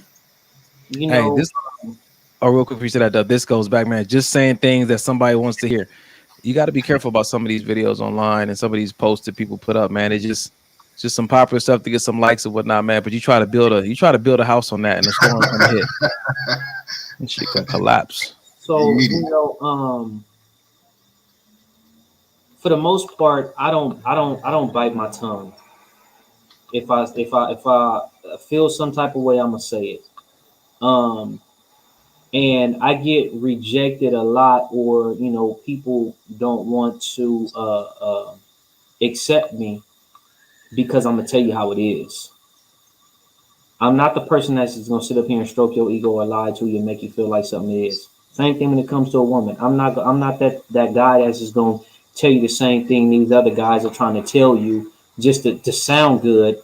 You know what I'm saying? And now you believe in it, and now you telling your friends, and now, oh, if he don't love, if he ain't doing this for you, he don't love you, or if he ain't doing this, like, y'all setting yourself up. The person who sent who put that message up, the people who's believing it, you know what I'm saying? Y'all all setting yourself up for failure, because now you're sitting up here now with these expectations. Oh, one man think like this, then it must be other man think like this. And if you don't think like this and you're wrong, then something's wrong with you and you're not a man. And this, how are you gonna tell me I'm not a man because you want me to just listen to something that sounds good to you? Because he's trying to work a certain angle. Whatever the angle is he's trying to work, hey, it may work for some, but it ain't gonna work for all. And the people that it worked for, you know what I'm saying, you better be careful. You better be real careful. You better be real careful with what you go for. That's how pimps are still in the game right now. From a slick tongue. Talk about it. You know what I'm saying? Talk about it. From a slick tongue. You know what I'm saying? Talk about it. It's like the same thing, bro. I'm gonna tell you like this. When I was coming up and you wanted to talk to a nice looking woman, what did you do? Especially if she was getting a lot of attention from a lot of people. What did you do? You broke her down. You broke her down and make her feel like she needs you. You broke her down and make it feel like, you know what I'm saying, she couldn't get anybody else, or you know what I'm saying, you made her feel insecure about some stuff. I seen it around me all the time. I was never that type of guy. I was never that type of guy that just want to break a woman down just to try to get her because that was the only way that I can get her. Right. But I've seen it around me so often, and so many people fell for the okie doke. You know what I'm saying? Same thing, like you see these pimps out here, how they turn these women out. Oh, you love me, baby, don't you?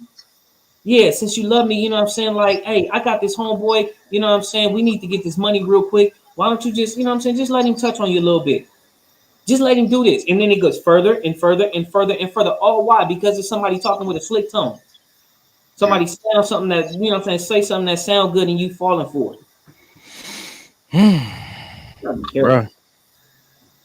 We on a roll, gentlemen. Let's do this, man. Let's do this. I love you. Where? What? Show me. Where is this love? I can't see it. I can't touch it. I can't feel it. I can hear it. I can hear some words, but I can't do anything with your easy words. Oh, that's tough on both sides. And I'm gonna tell you why. I'm gonna tell you why I say that's tough on both sides, because it's tough on both sides because, you know, sometimes with that vetting process, you have to ask somebody, you have to ask people, what does love mean to you?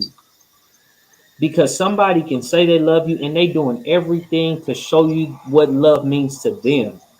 You know what I'm saying? And it means what they're doing means completely nothing towards you. And you quick to say, oh, you don't love me. All it is words and this. But like, look, this is what I'm showing you. Oh, that don't mean shit to me, because if you love me, you would do this, this, this, and this. Well, clearly we're not on the same page of what love means. Sometimes people just don't love you. They just don't love you. They are just saying something. But sometimes it's not even a matter of you just don't love that person. Sometimes you guys' love language are different. Sometimes the way you guys, you know what I'm saying, show love or preach love because of your experience.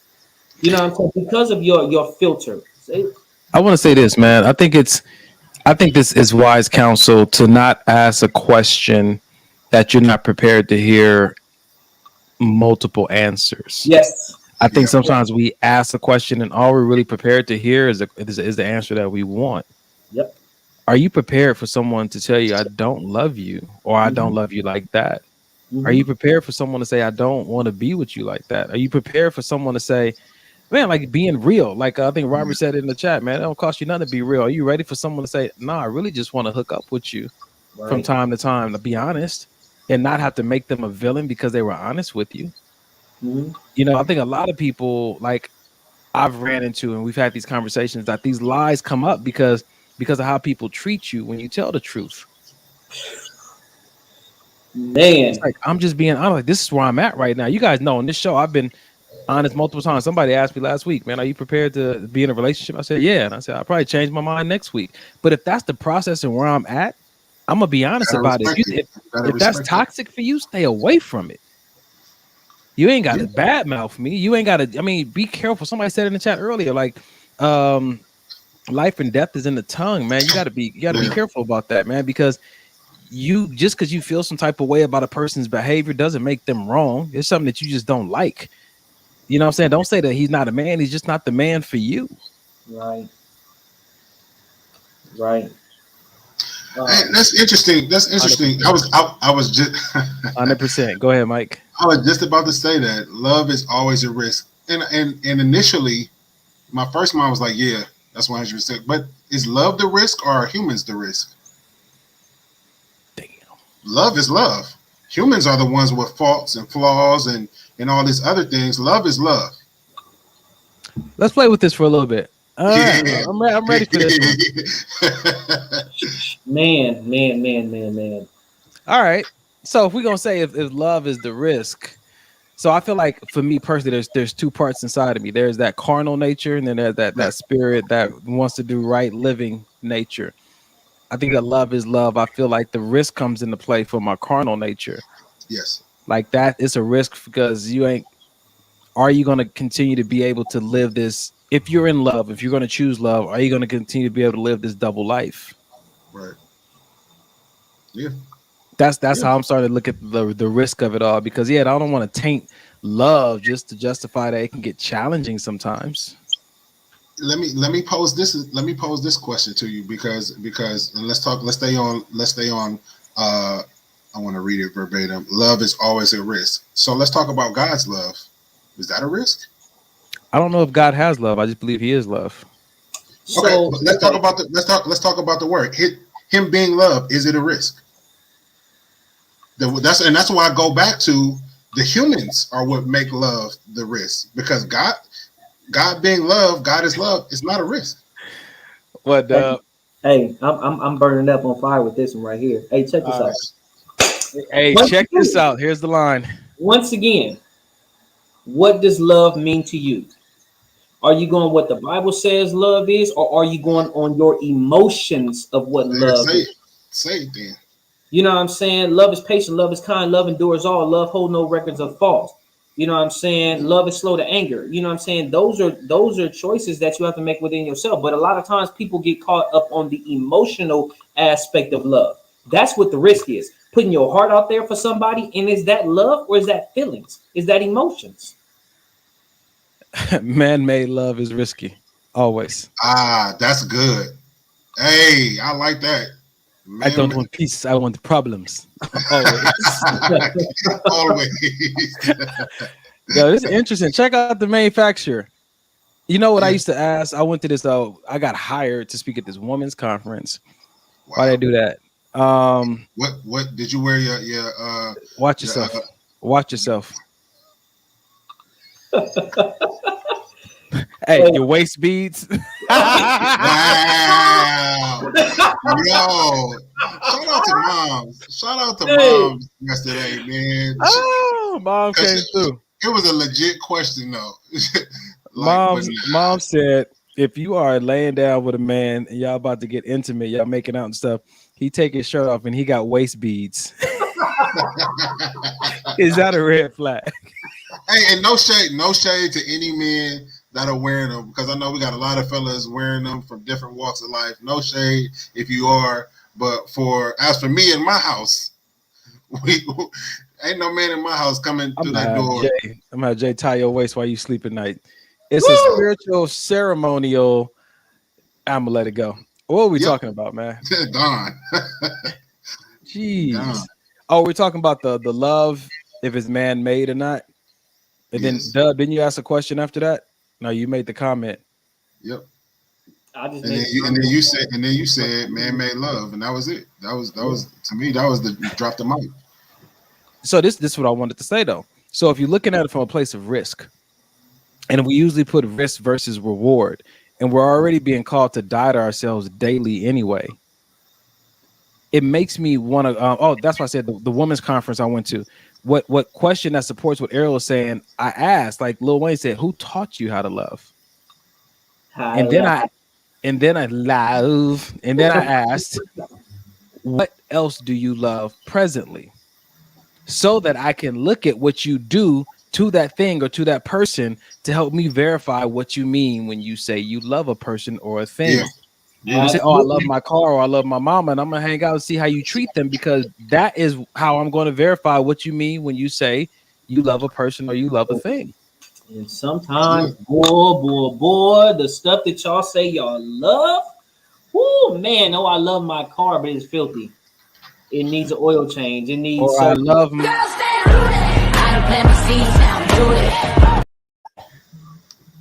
Now, I know some girls who take very good care of their wigs, bro, better than they do their dogs and their children. Love me like that. Hey, that one stung me. Yeah, you saying you want a girl to love you like they take care of their baby hair? Wow. Yeah, I know. Now, Hey, next time a woman tell you I can't, I know what you're capable of. I know what you're capable of. I've seen the way. This is the question. This is the question. Are you want them to love you the way they take care of their natural baby hair, or the baby hair that come with that lace front? Because it's a difference. It's a difference.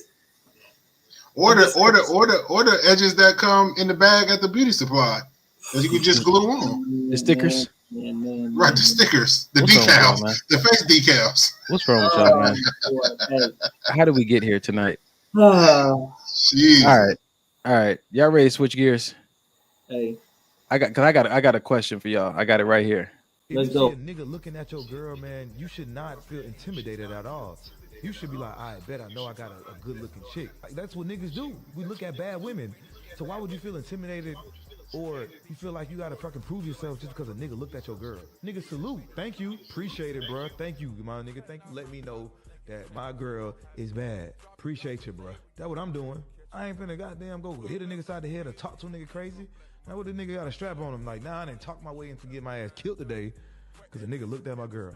Come on, man. We gotta start thinking, man. You gotta outthink motherfuckers, man. Niggas is crashing every day.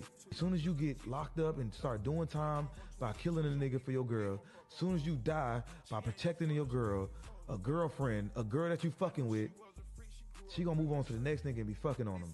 And you gonna be sitting in the cell looking like, damn, man, I done lost my whole life over a bitch. Over a girl that ain't even motherfucking loyal to a nigga. You ain't finna do this time with me. If you see a nigga looking. Where y'all at, fellas?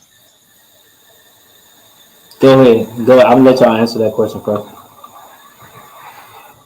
There's a line. Mike, you on mute, bro. I'm just sitting here talking. Go ahead, bro. Go ahead. Because you had already. I was gonna say there's a line. There's a line, and like I told y'all with that slap with Chris Rock and Will Smith, it's not that I won't protect and defend and put hands on somebody. I just don't want to operate from a place of anger. Even in a discipline I learned as a child, you don't fight from anger. It makes you absent-minded of the disciplines you learned on how to fight. Yep. You fight with a calm, clear head. Remember your combos. But I do believe there's a line that, okay, you've crossed it, and now I gotta do something different with this situation. You want to compliment my girl, y'all already know my deal. It's respectful. Oh man, your chick, she's nice. Boom. However but there's a line that you cross, and once you cross that line, there's certain things waiting for you there. I'm trying to say it nice. No, I liked it though. I like saying that side of you. You do. You and Errol, y'all be. I don't think Errol worries about it as much as you do because Errol's seen some things. But so no, I'm right there with you, D. I feel like that's cool, and I do take it as a compliment. I appreciate it. But there's a difference between a compliment and then being disrespectful. Yeah. You know what I mean? And I feel like as men, we all know when we're going too far, right? Because either we've had a girl before or we got a mother or a sister and we know what it looks like to where it's like, all right, nigga, back up. You know what I mean? So for you to push that line as far as you can, you're asking me to show you something different than talking. And you know what the issue is with that though, bro? This is one of the reasons why I don't really like going to places where people are really drunk. Because I know myself and I know my limits. Y'all know the path of peace that I try to pursue. And I keep myself out of situations that are above me. And when I get around people who are really drunk, I see that their respect just falls through the floor. And people just like that liquid courage has them saying some off the wall stuff. And even people close to me, I don't like to go when my friends are going to be drinking because I don't want to have to accommodate that kind of environment, man. That's something that really still gets under my skin. And I don't know what God's going to do about that with me. But a lot of times when people invite me places, that's one of the first things I consider.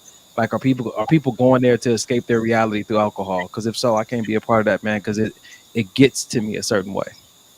Yep. People can't hold their alcohol. I guess that's how you call it.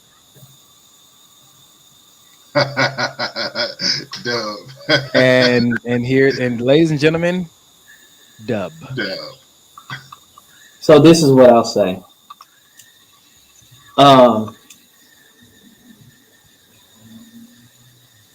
I'm big on respect.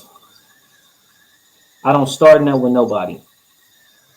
People are gonna look because people are gonna look. If your woman have a nice body, they gonna look. Whether they make it obvious or they don't make it obvious, they're gonna look. But once you say something, you cross the line because you're intentionally being disrespectful to me. I can't stop your eyes, right? I can't stop your eyes, whatever. But once you say something, you don't have any respect for me. Now you think you're gonna talk slick and you're gonna try to test me. You're gonna try to test me because it's like, okay, well, oh damn, she this and she that. So that's what you're doing here, my nigga. That's what you're doing. You really want to test me? Because it's one thing about you saying something, or what you think by you mentioning something that my girl's gonna leave from my shoulder and come over to you because you said something. You think now you tough that you could just say, "Oh yeah, I pulled this nigga card. Then I told this nigga how bad this bitch was in front of nigga." Hey, you know he's really in that situation right now. Yeah, Mike's scared. I'm scared. People in the audience is nervous.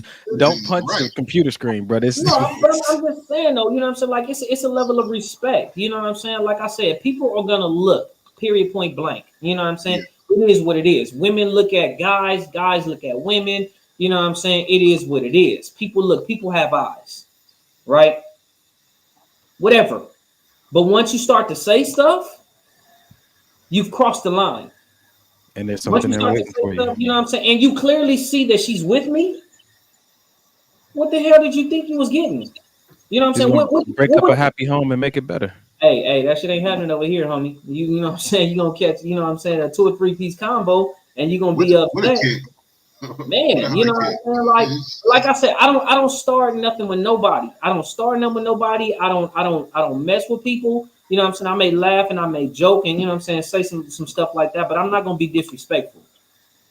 You know what I mean? And sometimes people, you know, sometimes people need to get what they want. You know what I'm saying? Sometimes people need to get their prize. You know what? I'll say it like this, Dub. I've had to invite a few people back to reality, right? That's what I call it. Because before I before I throw a punch, I'm going to grab you. And if Carrie's on, so you know, that's my number one go-to. I got to grab you first, just so you can feel the presence of a thing, because I need you to sober up real quick, because this is about to be bad for everybody in here. As much as I'm trying to grow out of that, I'm aware of it. That self-awareness is key in these kind of situations. Yeah. I got a beautiful mom, sister, nieces, and people can be openly disrespectful because they be seeing some of the stuff going on online. Yep. And they think that everything is okay, and that everybody is just like, oh, it's just a prank, or, you know, ain't nobody really about that in these streets. But it sometimes it be the ones you just don't think, you know. And sometimes you got to just bring people to reality real quick and say, hey, look me in the eyes, bro. This is about to go left. Mm-hmm. Do the right.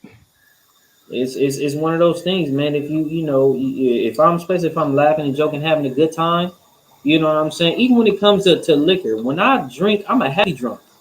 You know, I have drinks and I get happy. 100%.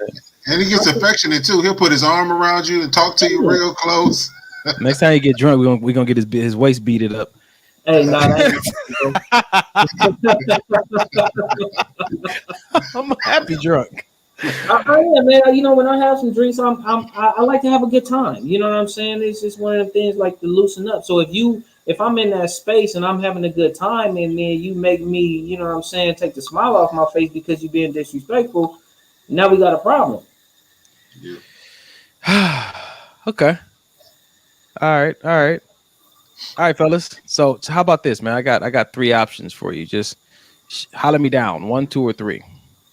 3. 2. All right, audience, what y'all say? 2 or 3? Give me 2 or 3 so I can choose what video is coming up here next. 2 or 3. Got to see if they're awake and paying attention.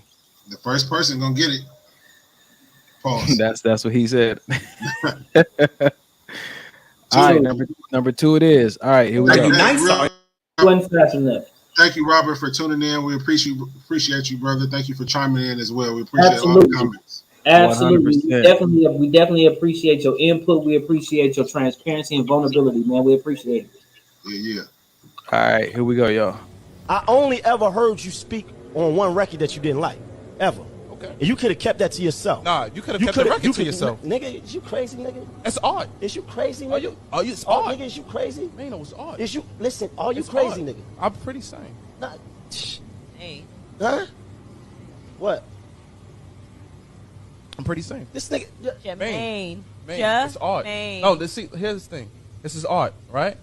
You can't expect everyone to be upset. but I don't expect everybody to like something, but don't say that we cool.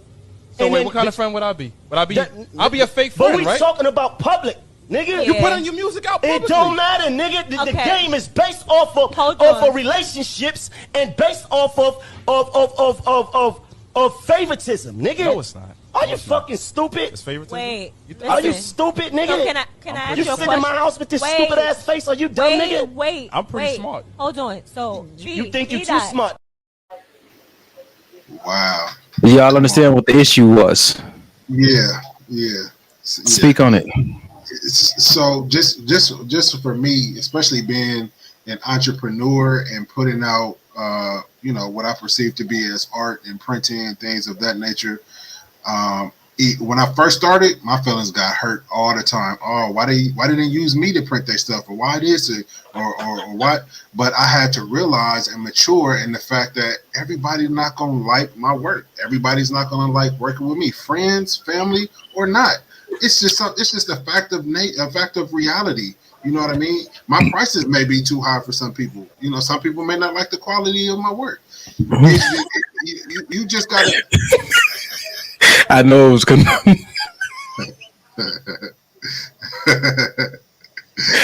Yeah, bro, I'm done with you, man. Go ahead, bro. So I feel like that initial reaction from Mano, I understand that initial sting from your partner, your boy, and on public radio or on the podcast they have, you sitting here saying, basically, in my mind, that some of my music is trash. That stings. That hurts. But at the end of the day, my man was completely right. Was he wrong for doing it in the public, though? No, because the question or the statement was posed in public. So if you didn't really want to know, that's what we've been talking about. If you didn't really want to know that answer, you probably should have waited till we was off the air to ask me. Would you want somebody to tell you publicly or one of your boys that your girl's ugly? If I asked them publicly, you have every right. If I didn't ask you, it don't even matter.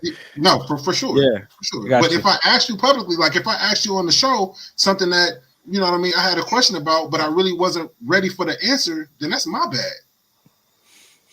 It's a But tough Mano went all the way left. And then the disrespect. Is you crazy? Can you play that? Can you play the beginning again for me? Got you, bro. Hold up.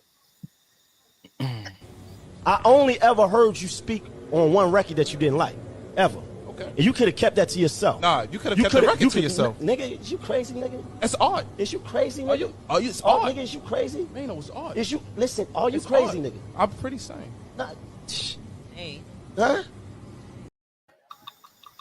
You know what, man? I'm gonna tell you like this, man. I'm rolling with Mano. I'm rolling with Mano. Like niggas crazy. Like he said, you only told me about one record. You know what I'm saying? And it's like that's his opinion about that record. Maybe other people liked it. You know what I'm saying? And for you to tell me, oh, maybe I just shouldn't have put the record out. You know what I'm saying? You didn't tell me beforehand. You didn't give me a, you know what I'm saying? You didn't tell me as your man, you didn't tell me beforehand, hey, my nigga, don't put that out. But we don't know that. We don't know that. We don't have that. But based on what he's just now saying, he's just he said he did tell him. He said he did tell him. He said you told me about one record. And he said you told me about one record, but you didn't have to say that. Right, but was it before or was it after? You know what I'm saying? But then and then another thing is too, you know what I'm saying? Like even him being his boy like that, just because he may not have been feeling that song, maybe he could have got some other opinions like, hey, what y'all think about this? What y'all think about that? You know what I'm saying? For him to just say, oh, well, you just shouldn't have put the record out. Nigga, are you crazy? So this is what I'm seeing when I'm watching it. I'm not sure if they boys, but I know he said in my house, and yeah. But it's like, at what point I'll put that situation on me and Carrie. At what point is one of us gonna look at each other and see brother and stop seeing enemy in that moment? Be like, okay, hold on. You know, maybe I said it wrong. Maybe I'm approaching this wrong. Let me take the humble route here. At what point do you recognize that you and somebody you close to is about to get into a fight? Yes. And it's starting to damage something. When I had to leave and go and take a walk in Texas. When? Oh shit. Yeah. Yeah. And sometimes I think that this is where what happens when we talk about managing your emotions, not controlling them, but managing them. Because if you're not, when you slip out of awareness of what your emotional state you're in and how it's affecting you mentally, that means you're not like really conscious of what you're doing. You're under the influence of your emotions. That's a dangerous place to be in. Go ahead, Mike. No, I'm just reading what Robert said, but on the radio. But what I gathered from the video was he didn't actually say he didn't like it on the radio. Mano brought that up that he didn't like it, and old boy said, yeah. And I think what happened was, and if I'm saying this correctly, Mano said, you know, you didn't have to say that. I think old boy, his homeboy, took that as, nigga, you don't tell me what to do, and that's why he flipped off with you didn't have to put the record out. I don't think that he really meant you didn't have. I think that it was just like, oh, you're gonna bust at me, I'm gonna bust right back, and then it just went all the way left. So I'm not saying oh boy, huh? Go ahead. No, I'm just saying I'm not saying oh boy was right for that comment of you didn't have to put the record out, because that was ridiculous. But I also think that after that first comment, I just think that like you said, nobody was in the right. Everybody was seeing red at that point. So, oh boy, trying to be, yes, I'm very sane, just kind of trying to play him off, being nonchalant. And Mano was really upset, like, nigga, my feelings are hurt. Who put that up? Dub? I put that up because that's true, man. Sometimes things just take tact. Sometimes, you know what I'm saying, even if if somebody stinks, fine, you don't bust them out. You know what I'm saying? You put them to the side, hey, say, you know, you need whatever, you know what I mean? You don't just do stuff just to bust somebody out because you in your feelings, you in your ego. You just like, oh well, you know what I'm saying? Like, well, you only said this one thing about, you only commented on one song. You know what I'm saying? If he's saying he only said something about one song, you know, what are you saying about the rest of his songs that he liked? But even still, if you just saying, okay, well, you know, your response is so nonchalant. Oh, well, you shouldn't have put the song out. Then you see me getting amped up, and you still like, yeah, I'm very saying, like now you really fucking with me. You know what I'm saying? You really fucking with me at that point, and now you want to get punched in the mouth because, you know what I'm saying, you want to be super slick and you want to be a smart ass now. There's a time and place for everything. There's a time and place for everything, and there's, you know what I'm saying, you can do and say everything, but if you don't have tact with certain stuff, you just being messy. Yeah, I agree with you on that. I agree, but let me ask you this. So say we doing the show live, all four of us, and we're together. And on air, I ask you, do I stink? Are you going to tell me no? Are you going to tell me you good? What are you going to tell me? Are you going to lie to me and tell me no? Or are you going to tell me the truth? But this is the thing, though. I'm going to tell you, but I'm not going to listen. If you ask me some shit like that and we on the air live, I'm going to tell you, but I'm going to tell you in a way that only you know that I'm telling you that. I'm not going to put it out there like, yeah, my nigga, you stink. You need to go do something about that. You know what I'm saying? Just like how we back and forth. My nigga, you've seen better days. Right. You know what I'm saying? Just like, you know, well, first off, if we already on the air and if I smell something from you before we even get on the air, I'm going to let you know. Hey, go freshen up, bro. Yeah. You know what I'm saying? Period point. I'm going to let you know. And then even if it don't hit me until we get on the air, I'm going to just say, I may even shoot you a text message like, hey, bro, you know, this is it. But I'm not just going to up here and just blast you out like, yeah, my nigga, you stink. Do something about that shit. No. Oh, I like this. Hold up, look at this. She said Mano came at him sideways, like he not supposed to take up for himself. I'm not your child. That's what I got from it. It was super disrespectful out the gate. You putting his hand on the side of the man's head. Whoa. Is you crazy? And then call him nigga. So he was trying to defend. It sounded like dude was trying to defend himself at that point. I don't think they're friends anymore. But he didn't start off by trying to defend himself. Like that slick at, but you shouldn't have put the music out. Like, nigga, yeah. I think that was just ego, like you said. I think that was ego and pride. Like, nigga, so at that point, hey, yeah. it is gonna hype somebody up. Like your response is, if I'm an artist, you have an opinion about my music, and you know what I'm saying, your response to me is, well, you shouldn't have put the music out. Like, nigga, are you stupid? I can tell you 100%, man. Me and Carrie have had a moment like that on this show. And I know a few people watching were here for that episode. I think I was done with him in a moment. Love him. Done with him in that moment. And when we talk about managing emotions, we're not just talking from theory. I've had to work on that myself because I've seen the trouble that it got me in, man. You got to reap that stuff, man, that you've been sowing. That stuff comes back on you. So don't be playing around and doing stuff that you don't want to see show up in your life later. Like, really live in that awareness of what am I doing and how is it going to impact the future I said that I want. That's good for even relationships. If you out there, that's good. That's good. That's just a life key right there. Yeah, man. If you've been in the pen or not, listen, you out now. You know what I'm saying? So self-awareness, situation awareness is a key in this life, man, for creating the life that you want. If y'all up for it, fellas, I know some people voted for 3. If y'all want to do the last one, we can. Go Run it. All right. The first thing that you can do to empower women is empower men. Right now, Black men need empowerment. Black women have a lot of empowerment, but we have to stop forgetting about the Black man. I just feel like right now, with the media and what's going on, I feel like my spirit is telling me that Black men are intentionally being undermined, undervalued, and left out. To the point that the men are more interested in empowering the women than their own brothers. So the first thing I want you to do is, men need community. Men need a safe space. Men need a place where they can share their struggles and not be looked at as weak, right? Men need community. Men need a hub. Start with the man, because there are so many men who needed men who didn't have men. The first thing that you can do. And thus we have this podcast, man. And this is why we protect the doors of this podcast, man. That just listening to her say those words pulled at my heartstrings so much, man. Because in my mind, and even just it was almost like an exhale, like, wow, a Black woman gets it. I'm not saying that no Black woman does. I'm not saying that at all, because a lot of Black women do, and they do feel what the young lady was saying.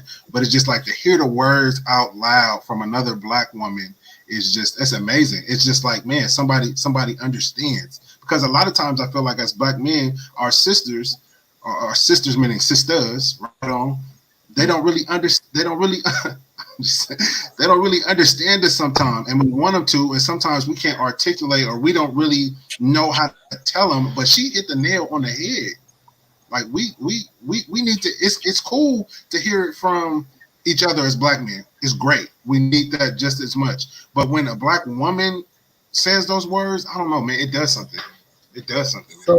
So this is what came to my mind, and I really appreciate her for saying that, because the things that come to my mind, man, is just the lack of support that we get. You know, there's a lot of things, even when you're looking at it just in the community, you know what I'm saying? There's a lot of help for women and children. Where's the help for men? There's a lot of, you know what I'm saying? Like, you see a lot of homeless men out there. You know, you don't see as many homeless women and children out there because there's assistance. You know, they expect, oh, you're a man, you can get this, you can do this, you can do this, you can do that. But where's our support? You know what I'm saying? Where's the support that we get? Like, you know, one thing that bothered me, and this was a while back, and I'm not saying anything about any sexuality or anything, but I just want to make mention. It's something that bothered me when I was working on the Crenshaw Metro line. It was just these big ass billboards, right? And it was 2 of them that in particular going down Crenshaw. There's these 2 big billboards, and one of them said, homosexual Black men, your community supports you. And then further down the road, it said Black women and children, your community supports you. But it was never anything about Black men, your community supports you. And that bothered me every single day that I was just drive down Crenshaw, and I would see that all the time. And I'm just like, damn, what support do we get? Why are we left out? Why is it, oh, we strong, we can fend for ourselves, we're okay, we don't need this, we don't, why? Why is it this just is just so, just assumptive that we don't need support? Why is it so assumptive that we don't need tenderness sometimes? Why is it so assumptive that, a lot of stuff that we just don't need? It's like, then when we shut down and we don't open up emotionally, you wondering why I'm not soft and I'm not opening up to you emotionally. We need hugs too. We need to be embraced too. I'll tell y'all from personal experience, man. Y'all know that before I got this new job, I was a caseworker, case manager for the homeless for 4 years. And I had, that whole time I had 2 male clients. And I remember one of them had a situation, mental situation. He had got axed in the head by his ex. He survived that, but had some situations, some issues. When I tell you, it was very, very challenging to find him support. And he told me every day, he said, "You my first like male caseworker," because there's not a lot of male caseworkers. And he was like, "There's nothing for us, bro. If I was a woman and I had this child, I could find a shelter same day. There'd be all kind of housing support for me to get food and clothing and resource for my child. But because I'm a man, even when I try to find an independent resource for therapy for myself because of what I've been through," he said, "it's a struggle." He said, "This system wasn't created for men." He would complain and argue, and he would complain and tell me every day, and I would go and look for it only to validate what he was saying. I'm like, dang, it's really not that many resources out there. And if they are, they're being buried under all these other resources because we want to solve homelessness. And then they feel like, well, we can't just say male homelessness, even though it might need to be highlighted at the time. Just like they say, well, it's all lives, not just Black lives. But when you take a moment to see what specific genre or group is being underserved, doesn't the heart of hearts wants to like bring aid to the most underserved area to kind of even get them on the level? And this is why, and I tell men this often, like, if you can't find a community, maybe it's on you to create one. We created this podcast, you know what I'm saying? If none of your boys you went to school with is about, really trying to help Black men and help men in general move forward and whatnot, then maybe you start the group. Fella, maybe this is your call to action right now. When me and Errol went to Texas, that's when I first really got in, like, I bought into like men groups because they did it right. It wasn't just bringing me into a men group, teach me how to better treat women. Yeah. They brought me in to teach me how to better treat myself and treat my brother, treat my community, understand what it means to be a man, and support me in a safe place to mess up. What you got, Robert? He said, "I'm sorry to say like this, but the hardest nigga need a hug, and maybe we'll stop shooting each other." Bruh. Facts. Truth, man. And I tell you like this, when I moved back to Cali from Texas, I brought that mentality with me. I got involved with, the at-risk youth over in Hawthorne. Got involved with some men's group in my church. I started talking to my brothers differently. Me, Dub, and my boy Kine and one of my other homeboys used to meet up at Starbucks once a week. Like, I made it a mission to have like male bonding time, man. You know what I'm saying to you? I didn't care how it looked to other people. I knew I needed it, and I got it, and I didn't know anything better to do but to find other brothers to share that with.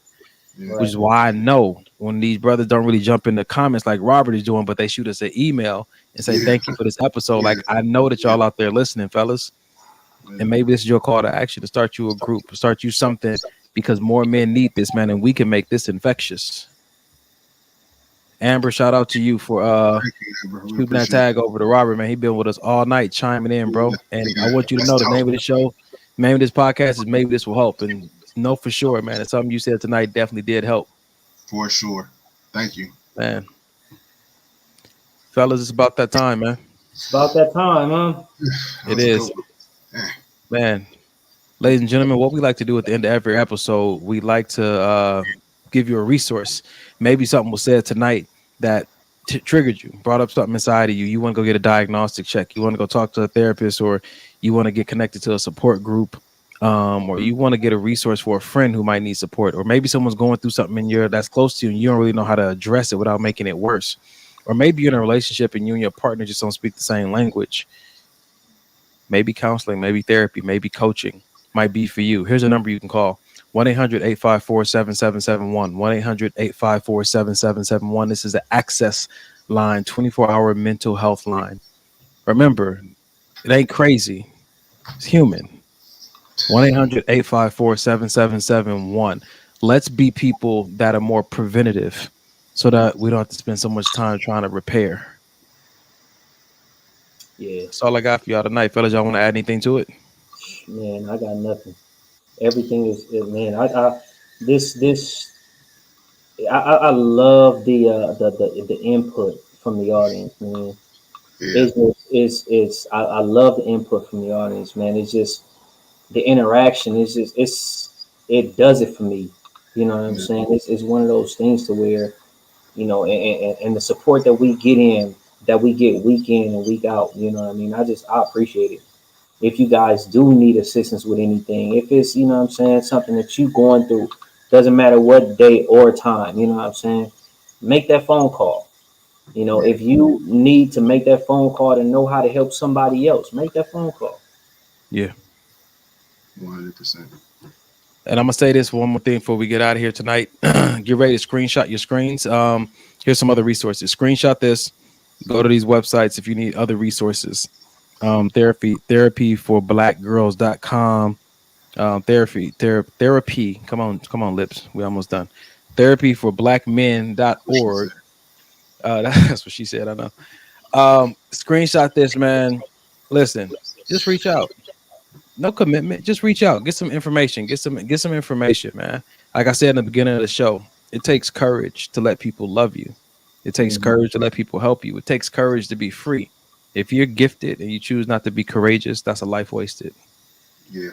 So get the support you need, create the support you need, and go out there and live your best life from your best mental health, because that's where you're going to make your best decisions. We love y'all. It's been real, man. Real quick. No, I said, Mike, we closing out now. And see that. So I was gonna say put your cash up back up there because I wanted to. That's all you, man. You run that. Can you put it up?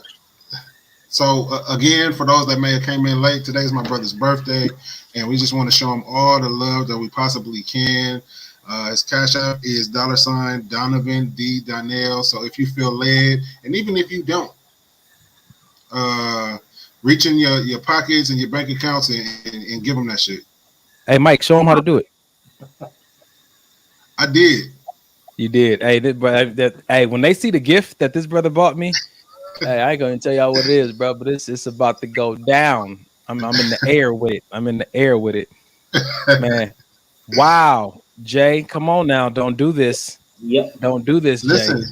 Listen. You don't turn 55 every day, brother. So you know.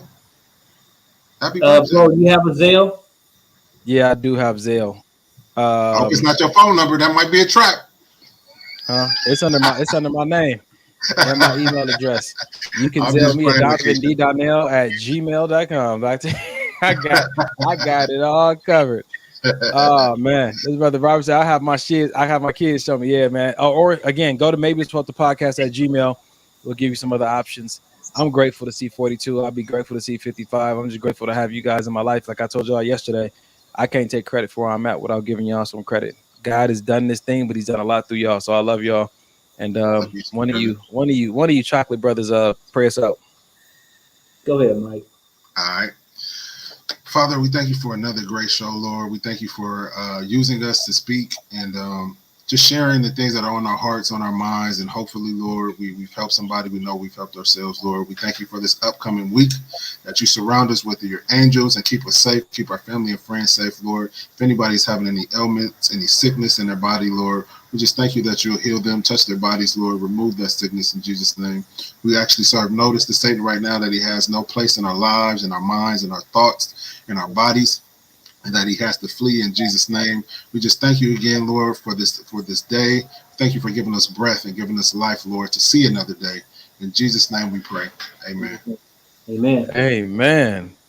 Lakeisha, I got you. I got you. And to everybody else, man, God bless. Good night. Should I play that video one more time before we get out of here tonight for the people I'll play it at the end. Run it back. I'll play it at the end. Y'all have a good night. We love y'all. 2 Chainz.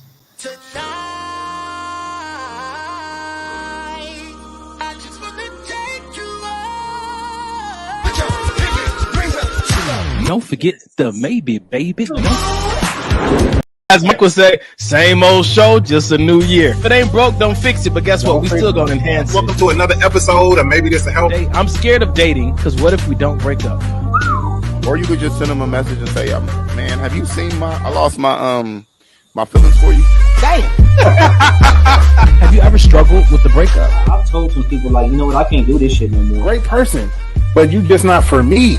Someone said real growth starts when you're tired of your own shit. What we've been talking about, man, just being able to look in the mirror first. The only toxic relationship I ever had is the one I had with myself. Everyone else was just a reflection of that. Come on, Jesus. Golly, what more do you need to say? You attract more opportunities once you are calm, because no one wants to deal with people who lack emotional control. Ladies and gentlemen, this has been Maybe This Will Help. I thought we was mature in 2022. That's my bad. The first thing that you can do to empower women is empower men. Right now, Black men need empowerment. Black women have a lot of empowerment, but we have to stop forgetting about the Black man. I just feel like right now, with the media and what's going on, I feel like my spirit is telling me that Black men are intentionally being undermined, undervalued, and left out. To the point that the men are more interested in empowering the women than their own brothers. So the first thing I want you to do is men need community. Men need a safe space. Men need a place where they can share their struggles and not be looked at as weak, right? Men need community. Men need a hub. Start with the man, because there are so many men who needed men who didn't have men. The first thing that you can do